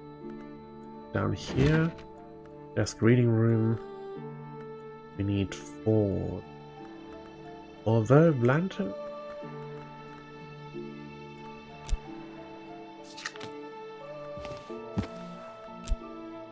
It won't let us solve that again. Forge aligned desk.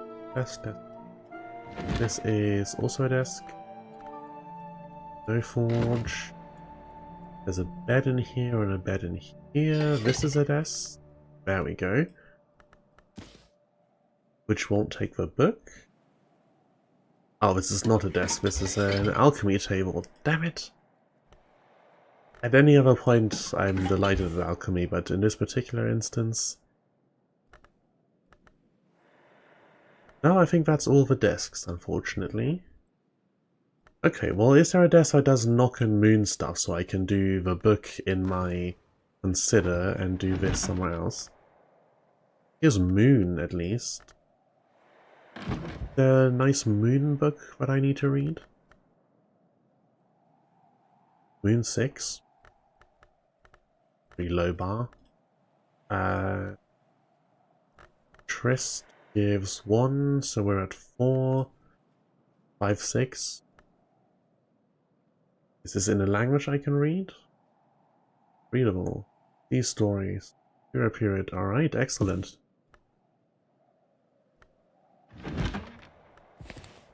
You go in here with Fog and Trist and Putrefactions and Communications.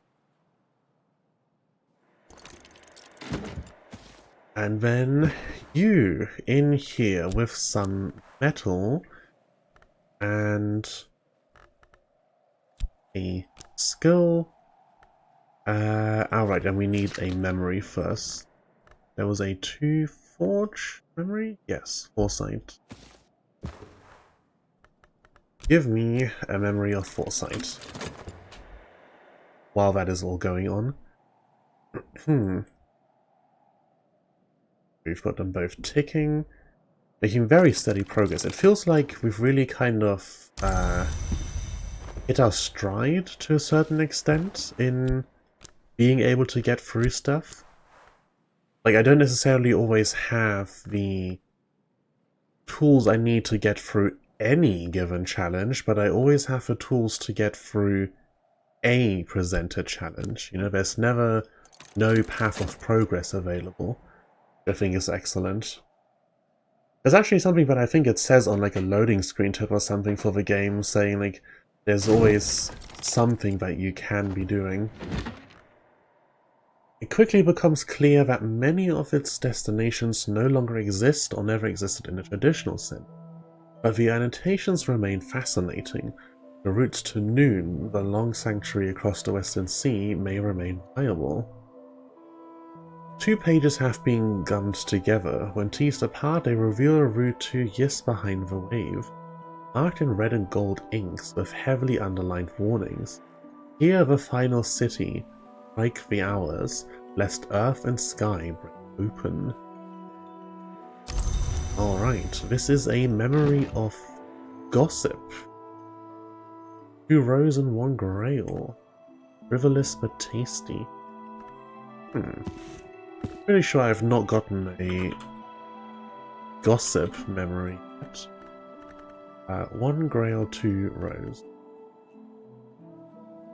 1 grail, 2 rose. I think I already have a 2 rose memory somewhere, so it's not terribly useful, but more options are always good.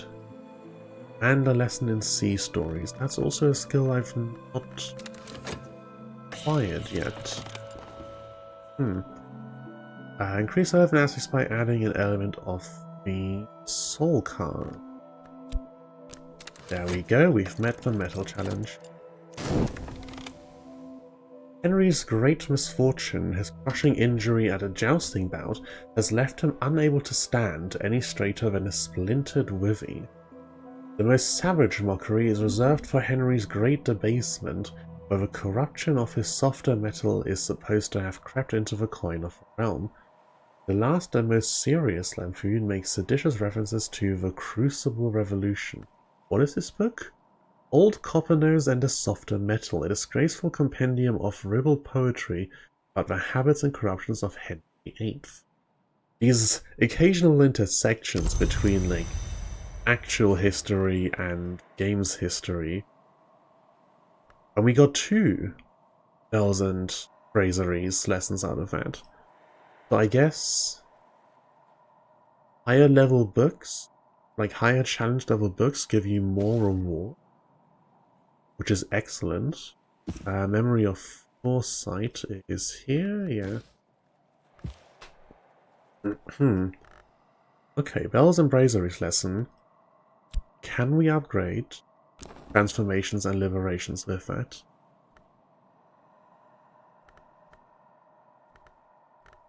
I will take any of these.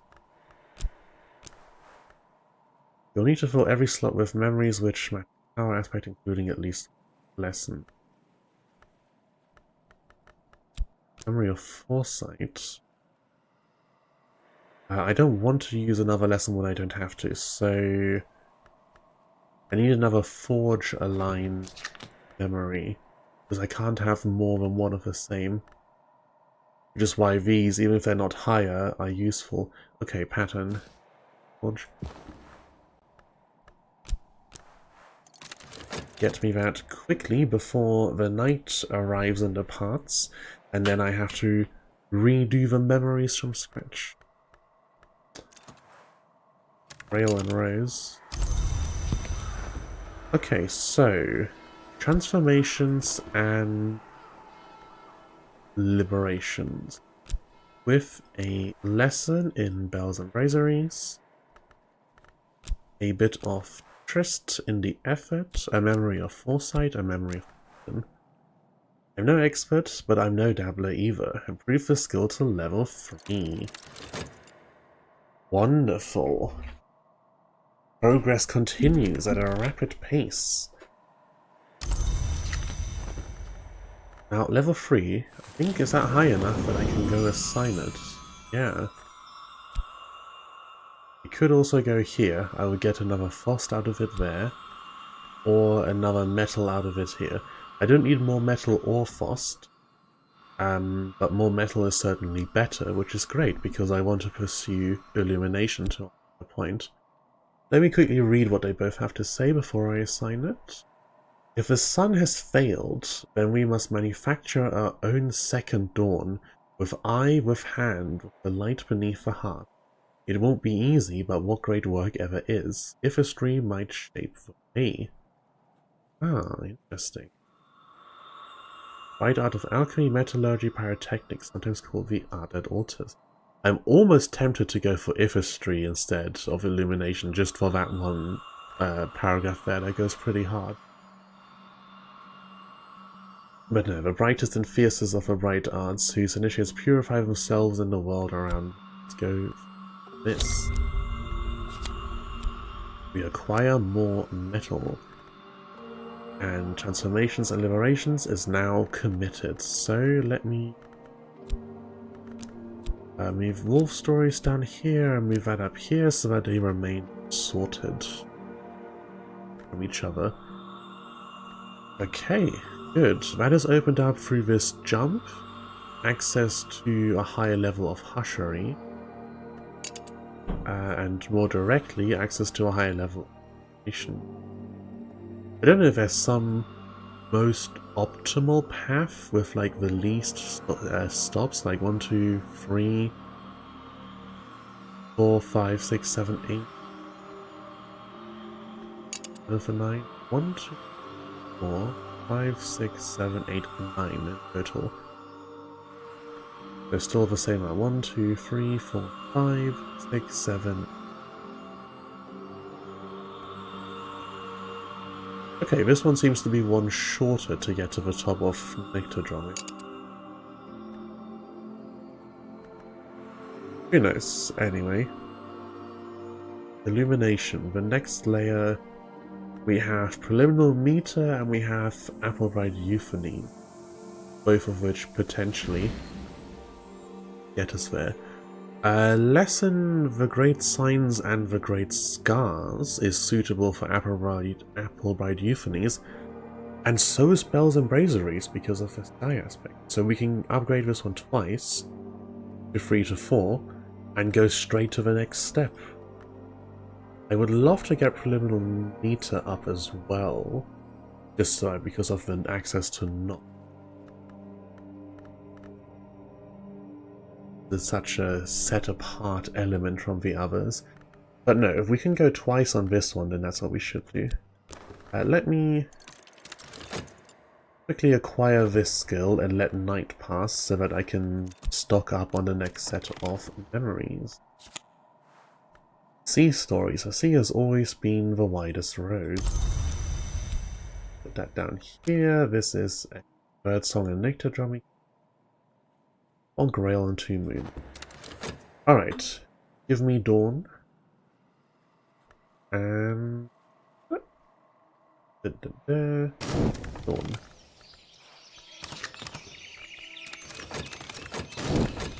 Now then. Applebright Euphony. With this effort in the form of cost. You need to fill every slot with memories which match a power aspect, including at least one lesson. So I need Grail and Sky memory. Two of them. Any Grail and Sky. Forge Knock. There we go, Grail Rose. So let's grab some Gossip. Edge Scale. Forge Lantern. Confounding Parable has Sky. Rain has Grail and Nectar. Grail? I'll do it, I want it. Yeah. Don't even need to get a second memory, we can just use the weather. So, Applebright Euphony. With a lesson. With some effort. And these two memories. I'm no expert, but I'm no dabbler either. Improve the skill to level 3. And then we want to swiftly move on to improving the skill to level 4. So, Bells and Braces, and we need 3 memories to achieve that. Okay. 3 Grail or Sky aligned memories. So we can take Gossip again.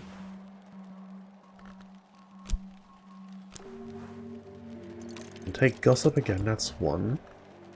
Then, what was it I'm looking for? Grail and Sky.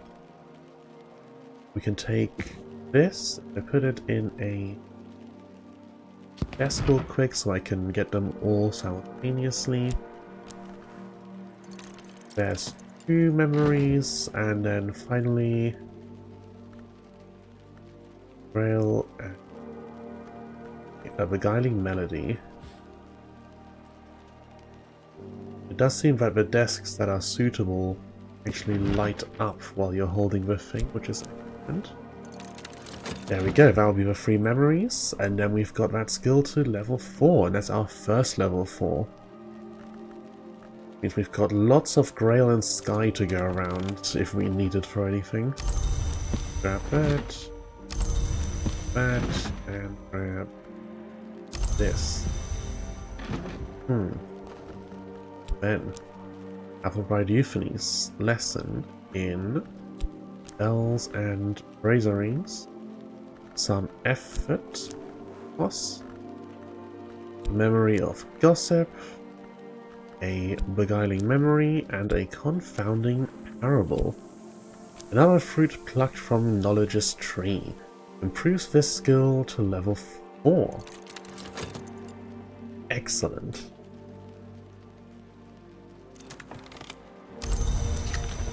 Right, level 4.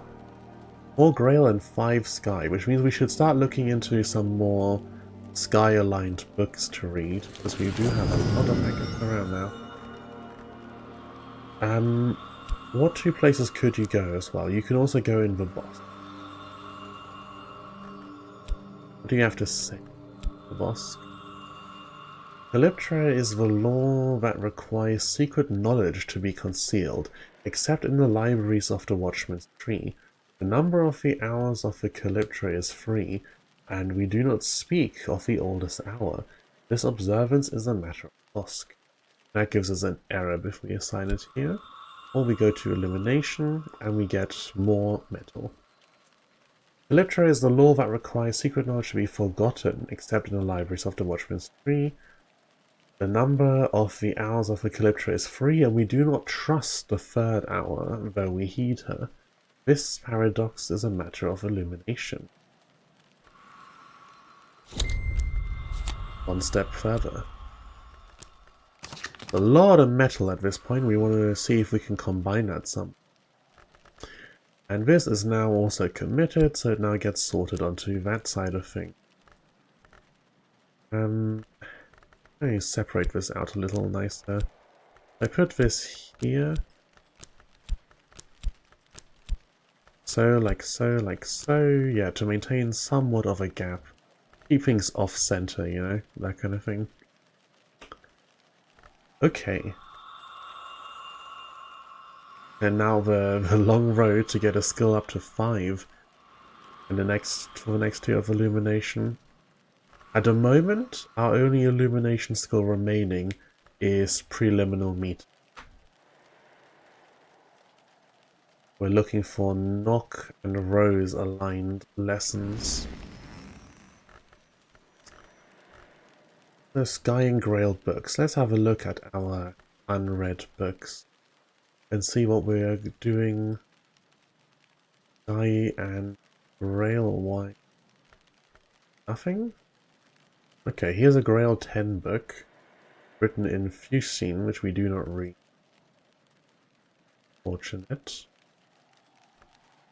That is Heart. This is Grail. Written in anything funky? No.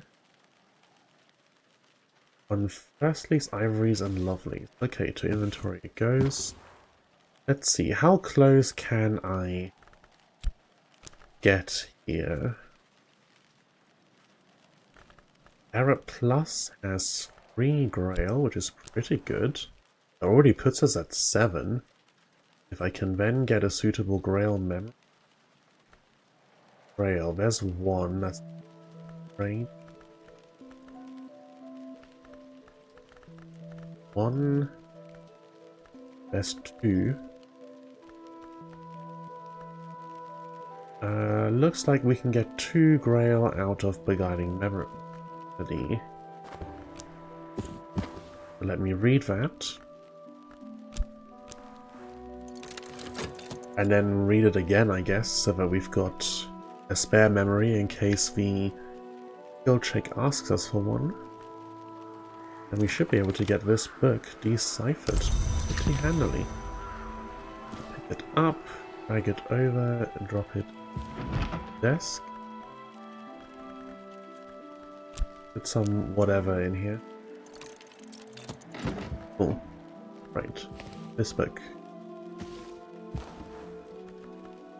Regarding memory with Rem Plus with Applebright Euphonies. We're only one short, so if it gives us the opportunity to put pretty much anything in there, then we've got the book in the bag. The questions asked. Dusk has fallen, yep. There's still a chance, and it asks for a memory.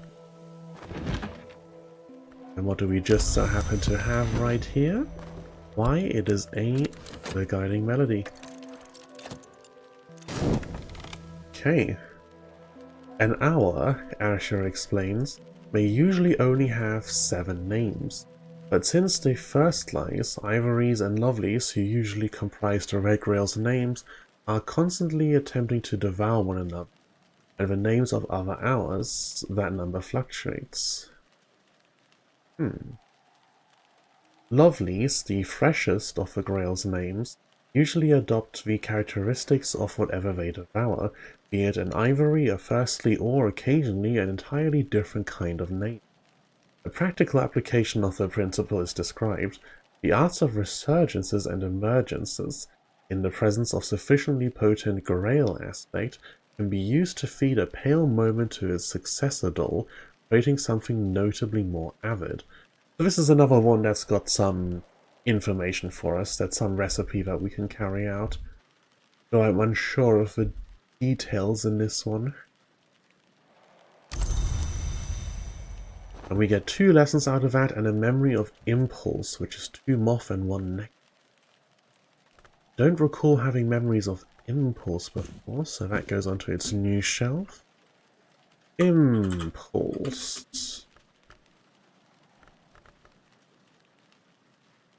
2 moth, 1 nectar. 2 moth, 1 nectar. There we go. Right, and let's get this next lesson into a skill. I guess I'll have to move this one up one, so that I can continue to keep them separate. Birth and death are only directions. Between the two we find a crossroads, and that is a Grail and Moth skill aligned with Boskin Preservation and effective against Infus.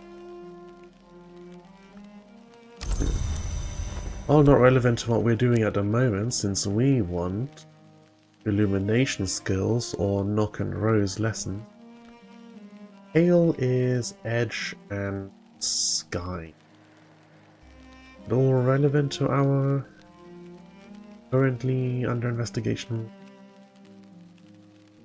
8 Edge room might be relevant. And let's check quickly, what do the townsfolk have? Rail, Heartforge, so Denzel has 2 Edge. That brings him up to 5. Plus 6, 7, 1 short.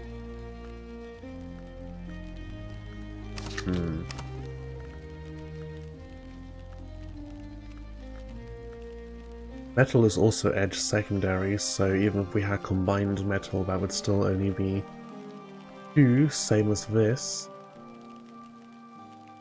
But if I can find a metal object of whatever kind, I think that's still in the chat, isn't it? Denzel accepts metal.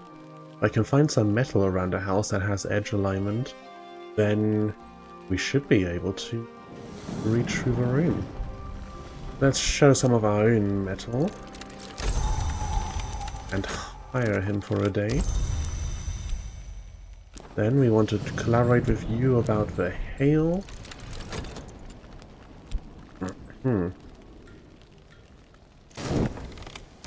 Then we want to collaborate with you about Arab Plus. Good, good. Glad we can't put stills in there. Another person's come along to chat about this thing. Princess Coquille Amirejbi. Artist, socialite, burglar, an unspeakably charming woman with a particular knack for getting adopted. Interesting. Understands Greek, as do I. Interesting. There's the knock. Understands Sanskrit, as do I. Understands Vak. Perhaps I'll have a chat with her if she's willing to teach that one to me, since we have been running into the issue of not knowing certain languages recently. Actually, can I just talk with you about metal and then, yeah. Wait, we're already collaborating. Each assassin can only collaborate from soul card. There are ways to create stronger soul cards. It will let me put it in here, it will let me start, but it won't actually give me the benefit if I do that. Okay. Highlighting lots of objects around. I think one of them is a knife, which should definitely have some edge to it. Yeah. You'll still be able to use the tool. Lend my assistant something to help increasing their ability. Cool, so that will get us up to 8. Or 9 even.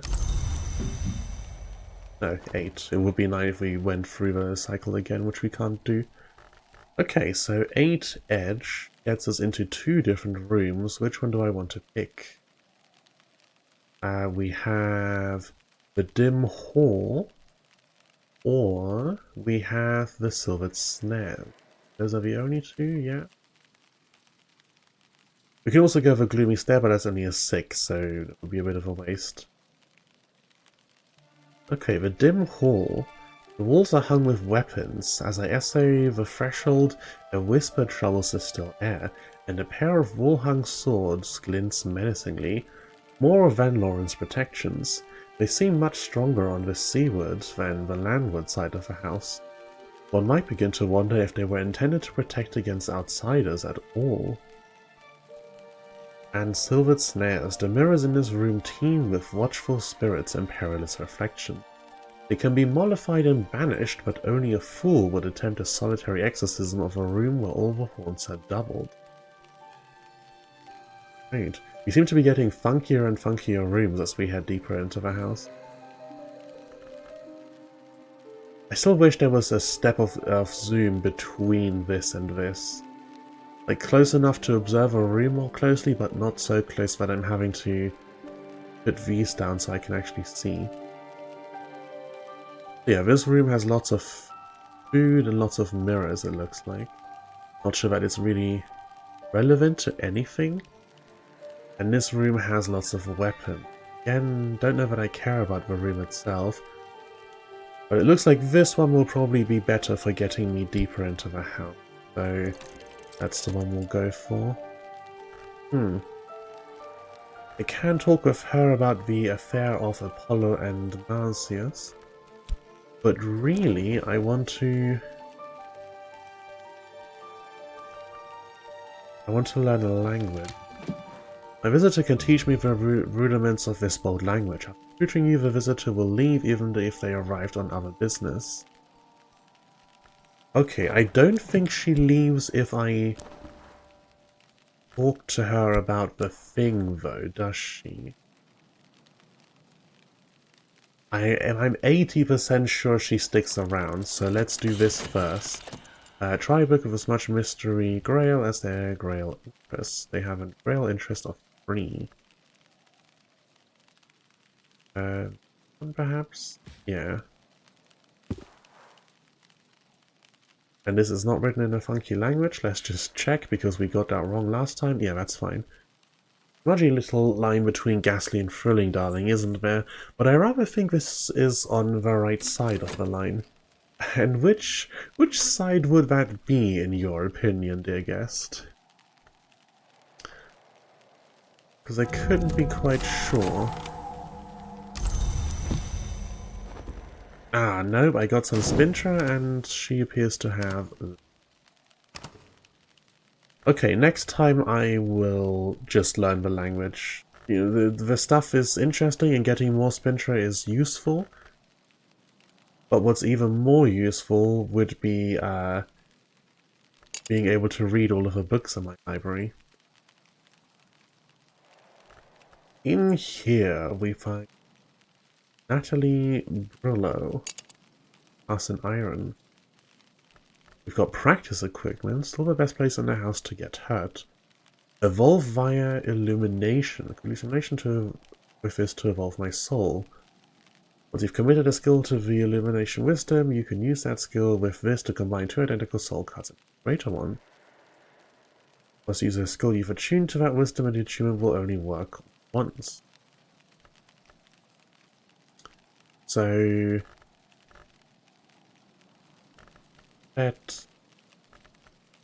metal. I could combine metal. Yeah, pyroglyphics is assigned to illumination. So if I put pyroglyphics in here, and I get metal, some more metal, use illumination to understand better who I am. That it? That's the full requirement? I didn't need to put anything else in here? I mean, let's start it. Yeah, 3 minutes. That looks like it's doing the thing. Excellent. We'll get some Metal Plus, which means we'll have lots of Forge available. Which is useful. Okay, so I guess every room does have some purpose for unlocking it, because they do all give you potential stuff. Rattling Bridge. Each time the wind makes its rounds, the whole bridge shakes. On its threshold, there's a serpentine knot mark in the browned blood. The mark is fading, but it still trembles with the power of the spirit that reigns in it.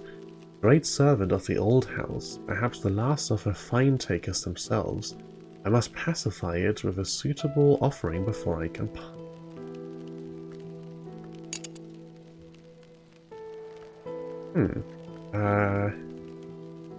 Ink. With all of these or one of these? I put all my inks on a single shelf, didn't I? Yeah, they're all up here now. I should have a quick look, but the new rooms I've unlocked haven't gotten more ink in them that I haven't sorted yet. Yeah, I saw a little shine down there for a moment. Over here.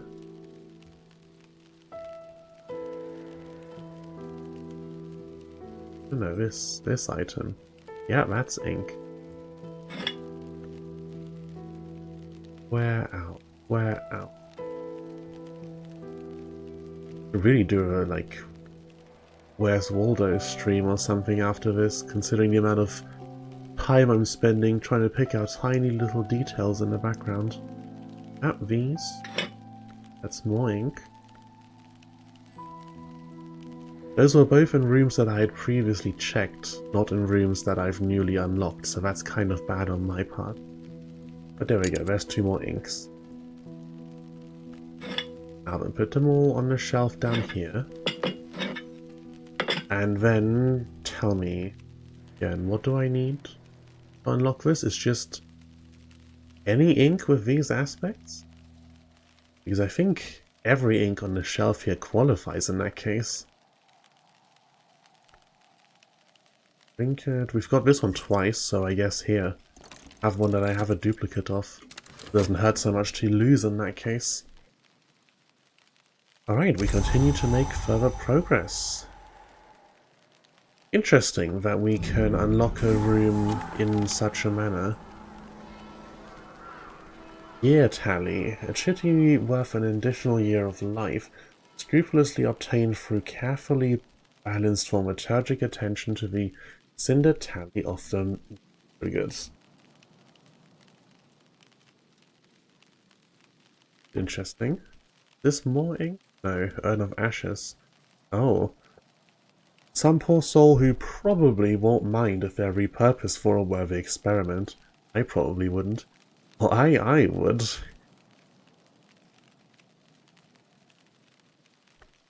Doesn't look like there's anything hidden about the place here. No secret doors on any of these. Okay, so this now grants us access to the Squawkful Logia. Birds crowd every corner of this place, glaring at me with malevolent yellow eyes. Guano cakes the walls and feathers drift the floor. Something has drawn them here. It will need to be dealt with. Once it has, the place will take an awful lot of cleaning. Oh, looks like some kind of pretty balcony. And shrouded space.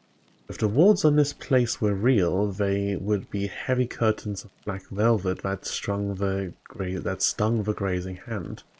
They aren't real in any meaningful sense of the word.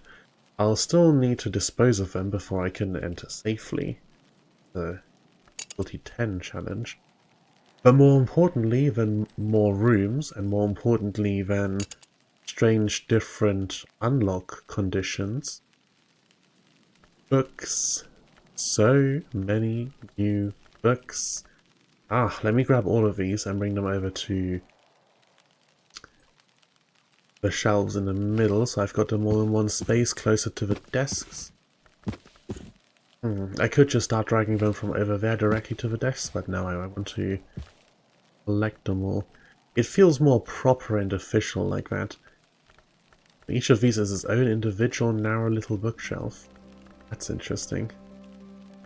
It feels more like I'm really acquiring and sorting the books if I take them all, bring them over here, and then catalogue them. And I do like that feeling of proper library management that the game has about it every now and then. There's a certain amount of appeal in a really in-depth sort of simulation. I remember there was a discussion a little while ago when I was on Almantis' stream, and we were talking about, like, does a video game need to be fun to be good? We've got quite differing opinions on that particular matter. But he's quite a fan of these really in-depth sim games that are really only appealing to a very specific subset of people who love the thing that's being simulated.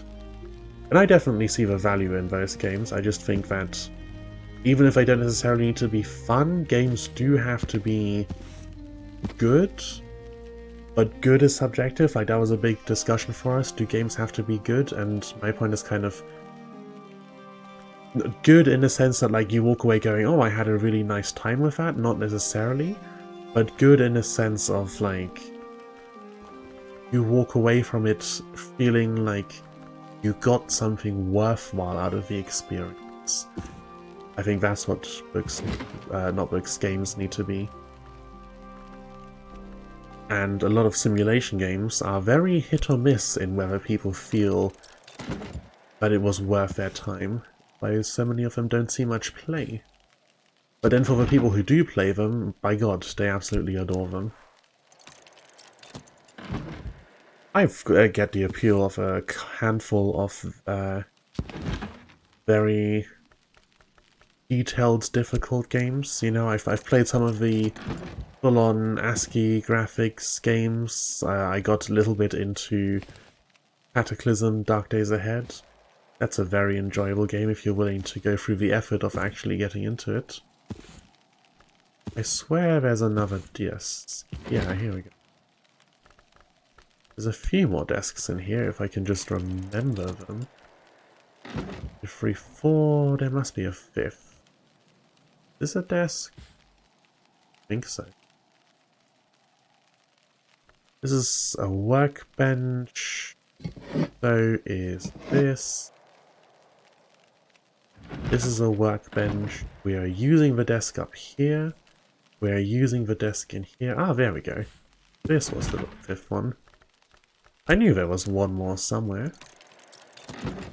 And then I won't do another book in my consider bubble because I want to be able to click through and collect them all and then see what's in them. So, this one's not even a book. An investigation of a founded country. Subtitled Recordings from the Atlantic Coast. Subjects Hill and Hollow. phonograph records. I don't think, have we actually found a phonograph? We've got the projector in here, which I swear we also had something to project, or maybe we didn't. This is a phonograph. I should go through and... Hang on, this is still like an actual thing I need to read, so it does have a... Yeah, it has a difficulty threshold. Only 4, which is easy enough. I should go back and grab all of these at some point and actually get around to reading them. I'll put it with the others of them. Up here we have an actual book, The Rose of Hypatia. Difficulty 8, Moth, that should be within our reach. A volume of collected teachings of the Sisterhood of the Knot, that arcane contemplative order that exists in all histories, but in some was very powerful indeed. I have read this before. I recognize this line of text. Might be that this was a book that was up for auction and I wasn't able to buy it. That one. Pale Lady and a Prince of Wines, an anonymous biography of Eva de Wolf, last of the de Wolfs, focused rather salaciously on her personal troubles and intrigues. Subject to sea stories. We've got a lesson in, or a skill in sea stories already, yeah. This is Grail and Moon. They're not relevant to Preliminal Meter, which we're currently trying to upgrade. These stories, and this one was a lesson in Weaving and Knot Working. Is that a skill I possess? Weaving and Knot Working. No, it looks like that one's a new one, so we will try to acquire that. The History of Inks, a legendary grimoire of exotic ink-making lore. The cover and some of the pages, unfortunately, are stained and crusted with something more like mucus than ink. It has a difficulty 14. Prose mystery. Why is this lighting up when I hover over them?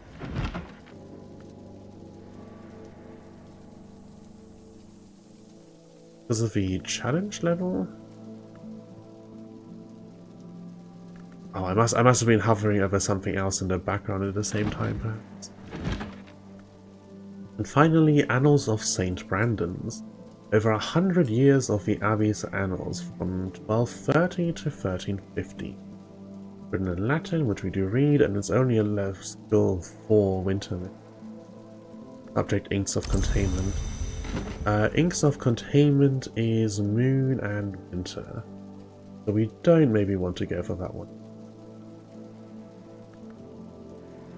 It's worth avoiding books that, even if they are low skill, are not a lesson relevant to our interest, just in case we hit Numa and lose them. We don't want to have a whole bunch stockpiled and not be able to get through them all in time. It'd be very unfortunate. So this, Inks of Containment, can go on the shelf for now. This is a difficulty 14 challenge, so that's beyond us anyway. Sea Stories is also not currently relevant. This, however, Moth 8, it's Weaving and Knot Working, which is something I don't think we've seen before. So let's have a look. We are kind of thin on the skills at the moment. That has Moth too, so does Triss.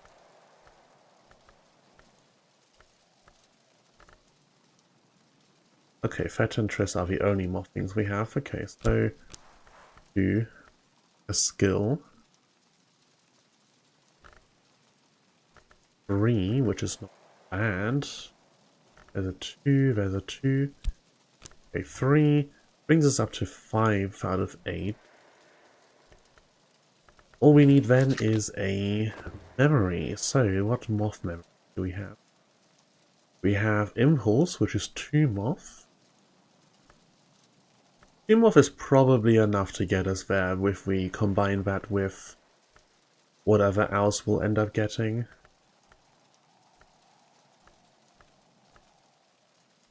Yeah, 2 moth, and then just any opportunity whatsoever should be enough. I'll get started on cataloguing the next round of books the next day when all of my soul aspects have actually replenished. I hope we don't hit dawn right after I get this memory. Do that quickly while we're paused. Moth, we want Triss, we want transformations and liberations, and then we're only 1 off, so with 3 different opportunity things in here, we'll get something relevant, undeniably. We now have Metal Plus. Beautiful. Hasn't raised our edge capacity because Error Plus already had that covered, but we now have 3 forged in an easy access spot, which means combined with Denzel's 2 forge, we can get up to 5 already immediately. Free sky, free heart. Anywhere I want to put that.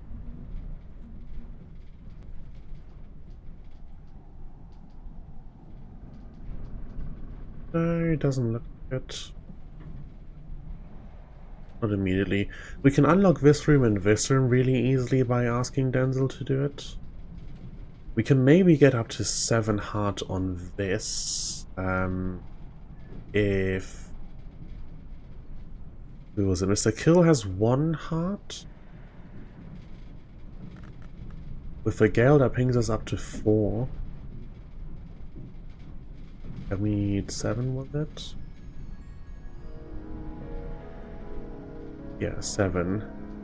So that brings us up to 4. And then 5 from... 5, 6 from this. And then we just need any 1 item from around the place, and that will get us to where we need to go. So, some whist. Get Mr. Kill. Hire him. Speed up time. Grab all that. Chat with you about the weather. I do love that this kind of Lovecraft cult feeling game with us at the edge of a creepy little seaside village lets us chat about the weather in order to get things done. That is so fantastically English. My heart is what we're trying to increase. With this up to 5.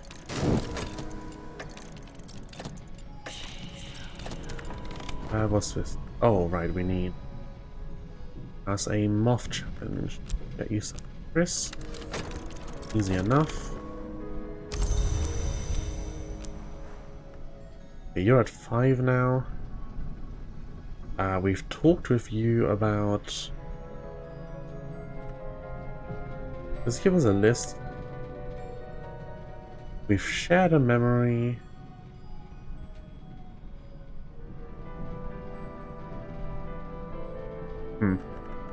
I mean, it will tell me here that I can't do this again in here. We're only at 5 out of the 7 that I need. Why did I think we would be at 6 out of 7? For some reason I just had that impression. Okay, so now we need some object that we can collaborate with, and it needs to be part of. Right, this seems to fit the bill, but that's only 1. Over here. Drink, only 1. Lots of stuff here that's hard to line, but it's all 1 heart. I need more than that. Come on. Something around this place must have a little bit more heart to it.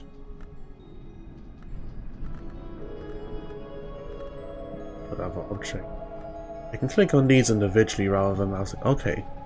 Black Dove wine. This wine cannot be served into glasses. Drink it, gift it, or keep it. Ah, because this is one of the like special hidden things that we managed to get out of the secret door. No, this is way too good to spend on a little thing like this. We'll have to keep looking around and see if we find anything suitable. Let's start heading further upstairs. No, not that stuff. Up in this room. Lots of drinks up here. I think this. 2, there we go. Now I just need to find somewhere where I can serve this. Down in the kitchen. Just vanish back to where I got it. Yes. Can this be served? Intoxicating, restorative, cooking ingredient, beverage, liquid. Oh, maybe it can't be. Oh, no, it can't be. You serve. This is a 2 rose, 4 grail, 2 heart, 2 moth, 2 nectar item. That is a little too much of a stat line to give away on opening some random door. But we keep searching. These? Nope. Nothing up here, somewhat unsurprisingly. Doesn't strike me as the type to see much value in anything in a holy room. A couple lights in here. 5 heart. Way too much. This thing? 3 heart. Beverage. Intoxicating. Cooking ingredient. But again, this is not a drink that I can serve, so can't make use of it here. And down here, these perhaps? 2 grail. Why 2 grail and 1 heart? Why not 2 heart? This drink here, again, don't really want to use that on a little... on a thing. This? Oh? Helmet. This is a device, a one-use tool, so you won't get it back. 4 grail is too much to use up on this. Miskissed water is only 1 heart. Truly, the game is just teasing me with all these things that are just barely off from what we need. Each time we're so close to getting it. Liquid, beverage, intoxicating. Can't be served in a glass. We've circled back around to the kitchens now. Let's hope we have some better luck at the front of the house. We're running out of rooms. Miskissed water, glass. It's only 1 heart. At this point I might have to accept that I simply wasted a little money on getting this guy. Because everything we're finding either has too many stats on it to justify using for this kind of low-level challenge, when I can just hire someone more suitable later, or it doesn't have the stats we need. Okay, well... thank you for your time, my friend. It looks like I'm simply gonna have to send you back home. That, or I just go sod it, you know, grab a thing. We'll only operate once if it's an infernal device, that means it will explode. This is not infernal.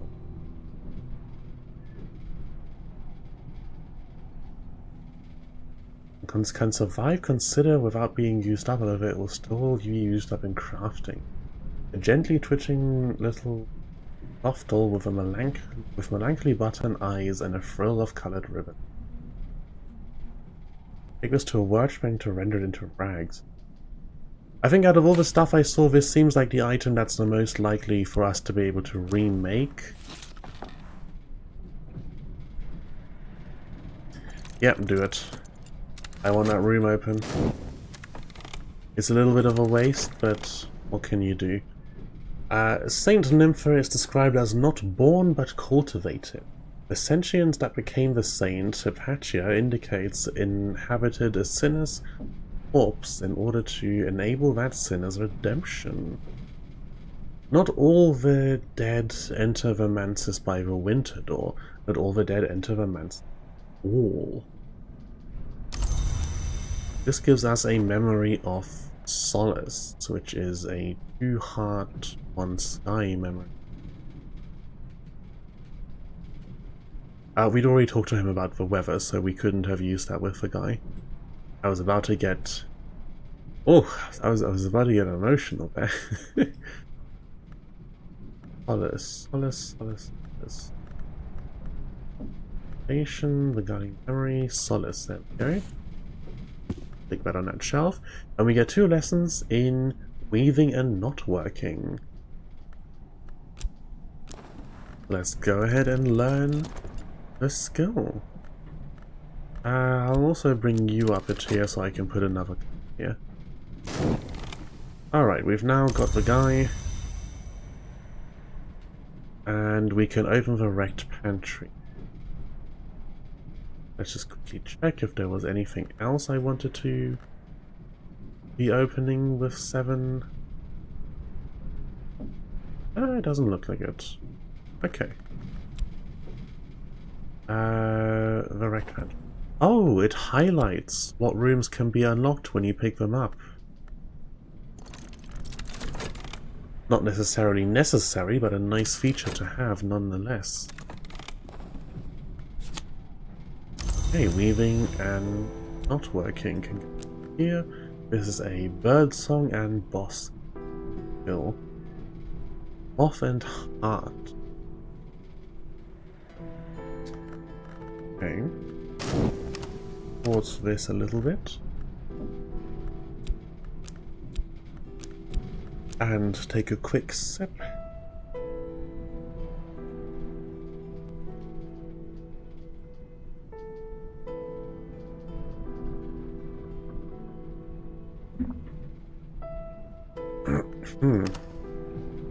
Okay. Next steps. Use some of these lessons would be... Edge and Lantern don't apply to any of our non-committed skills at this point in time. Rail applies to a bunch of them. Moth to a couple. Hard to a couple. We have options. Then besides that, we'll take a look to see if this can be used to combine any other of my skills.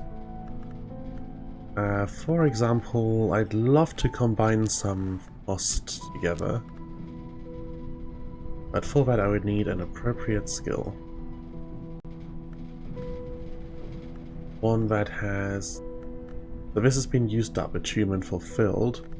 And this, for example, is attuned to Whist, which means it won't do anything. Well, this is attuned to Fet, so even if I put this in here, oral contemplations with apprentice level lantern creates Irongrow, or for a scholar level recipe makes an liquid to produce an alchemical essence. So we can craft here, but this is not what we're looking for. What we're looking for is... There we go, a skill that has been attuned to Foss, but specifically a illumination skill. Once you've committed a skill to the illumination wisdom, you can use that skill with this to combine 2 identical soul cards into a greater one. You must use a skill that either tune to that wisdom, and the attunement will only work.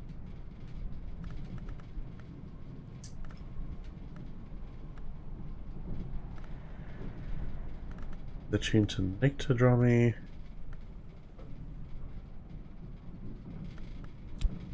Will this work? Purge myself of earthly influences, accruing some personal edge through the savagery of the process.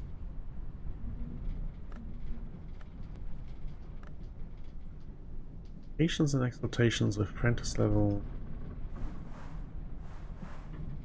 No, this isn't the thing, is it? This is crafting something else.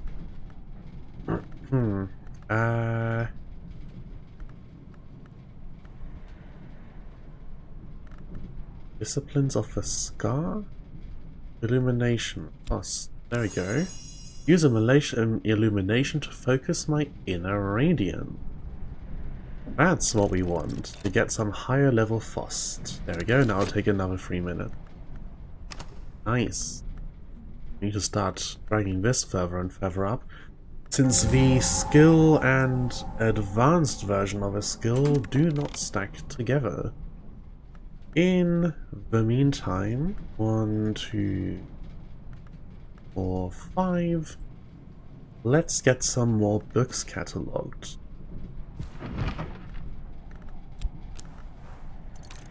We should all finish up before the end of the night so that we can immediately get the soul we commit to this returned to us.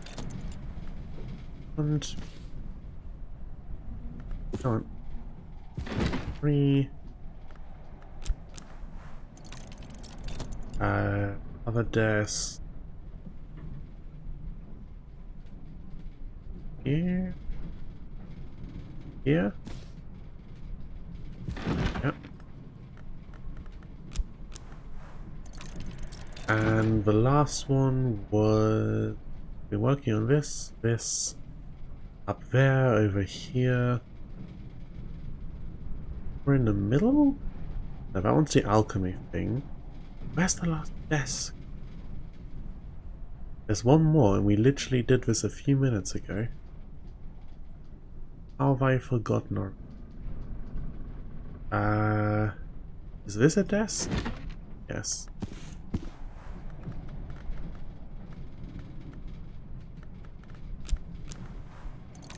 Cool, there we go, there's all of those.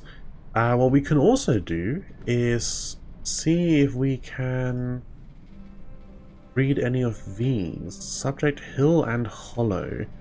Hill and Hollow, I think, is not a skill we have yet, is it?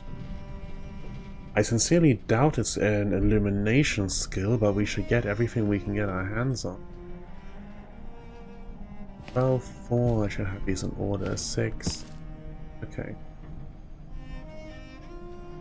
You are about stone stories. This is also in Deep Mandaic, which I don't have.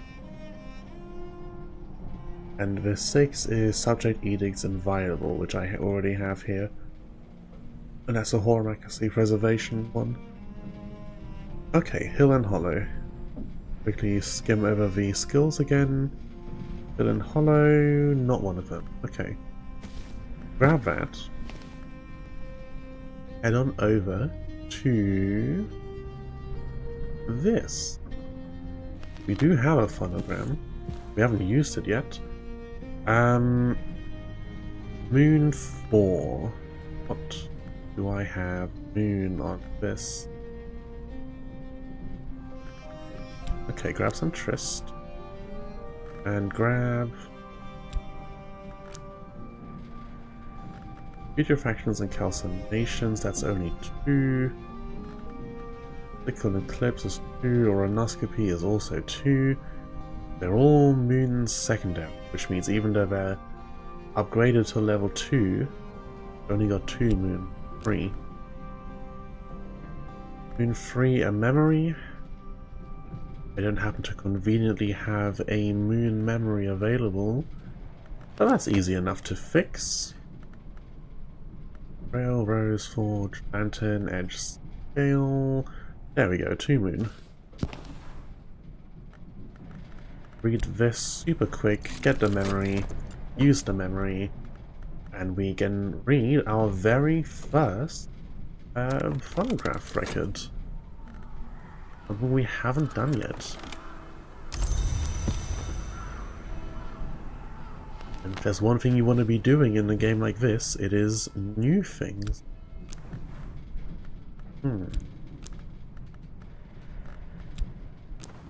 There we go. The master of this mystery, craft Catherine Canal to master this mystery. Tell me about these secrets.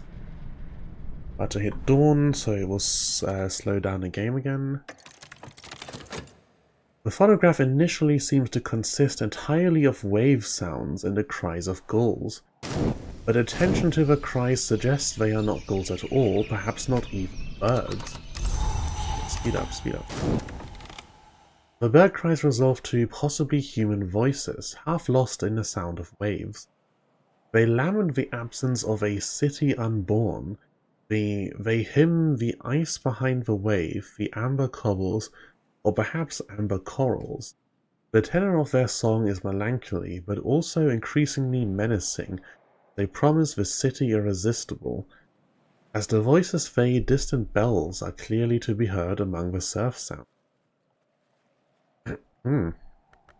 Interesting. And that gives memory a stolen secret, one knocked moon. Take a shelf down here.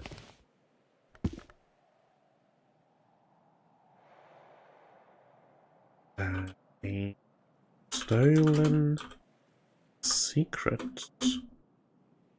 One something to moon. One knocked.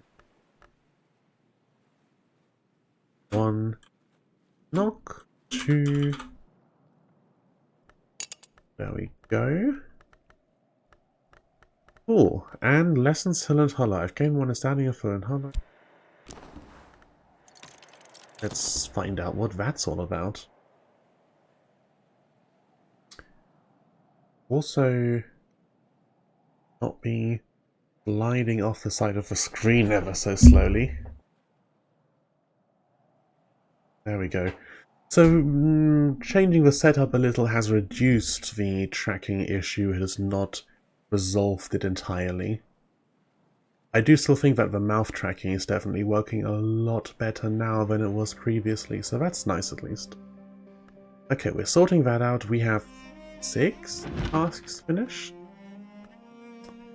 How the End Will Begin, a prophecy of the Wars of the Roads, recorded in the subcontinent in the days before the Great Hooded Princess.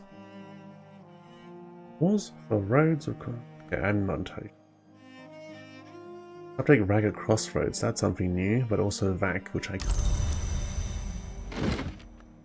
the Book of Masks, Athena Vanna's work on the rogue owl called a Vagabond, who is also known as the Laughing Thrush, the Centipede, the Pilgrim, and by many other names, or as Vanna has it, Mask.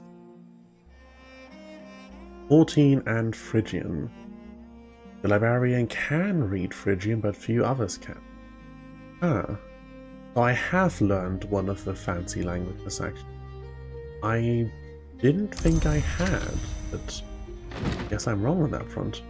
The Locksmith's Dream, Portions and Proportions, second volume of Teresa Galmia, Nations of Parallels in the Mystic Artisan. Frontispiece has been slashed with a ring. Only Sky 4, so easy enough. Clockworks and Clockwork. I remember seeing that earlier, but it's one that we didn't pursue, I think because it was a language we didn't have access to. So we'll get that real quick out of this. Clockworks and Clockworks is among us. The Twin Serpent Tantra. Just before the outbreak of the Great War, Alexander Sparrow, almost certainly a pseudonym, published leaflets claiming the influence of snake princes on world affairs. The text called the Twin Serpent Tantra was his primary inspiration. That is in Sanskrit, which we do read. What language did I look at earlier? Phrygian. Oh no, Phrygian was on the list earlier of like... Yeah, it's still in chat. English, Latin, Sanskrit, Phrygian, Aramaic, and Greek. These are all actual real languages that a librarian reads. That's not one of the fancy ones. Like Vac or Deep Mandrake. Sunset Passages, a miscellany of the funerary prayers, ceremonies, and hymns of the Church of the Unconquered Sun, which was ascendant in the 3rd and 4th histories. It schismed during the Intercalate, when the Sun was divided, and has not survived as a significant force. So the Unconquered Sun in Among the Hours, where it was one of them and got killed and split into like the Sun in Rags, the Sun in Splendor, etc., is one thing. But the Unconquered Sun, like the Sol Invictus, was a Roman god for whatever period of time, when some emperor was trying to consolidate authority into a single belief rather than a pantheon of gods. I don't know much more about the details behind that though. And we've got our Discipline of the Scars pack, and we now have improved Frost. Means we get lots of Lantern, also a touch of Sky.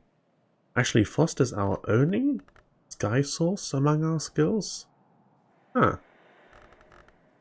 Okay, so we now have access to Tier 2 Sky for the first time, so that's excellent. Cool, collect that all up. Then, none of these books have any weird things going on with them. Sacra Solis Invicti, that's another one. Sounds very light aligned. Okay, Edict's Liminal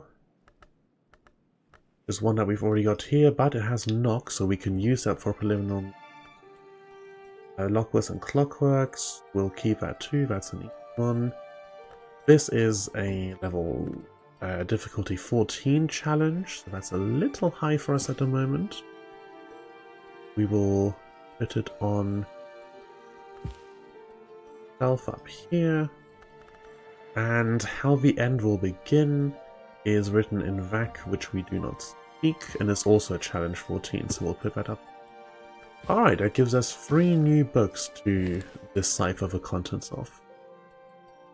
However, that I will leave for next time. It's late enough, I think, for today. Only a 3-hour stream. I have been doing a lot of 4-hour ones recently, but I've just got a lot of stuff going on at the moment, so I have to be a little bit more conservative in the time. I don't want to save it as a separate... I'll sort that out in a moment. For now, though, thank you very much for joining me today. Thank you for watching. I hope you had a good time, and I will see you again next time.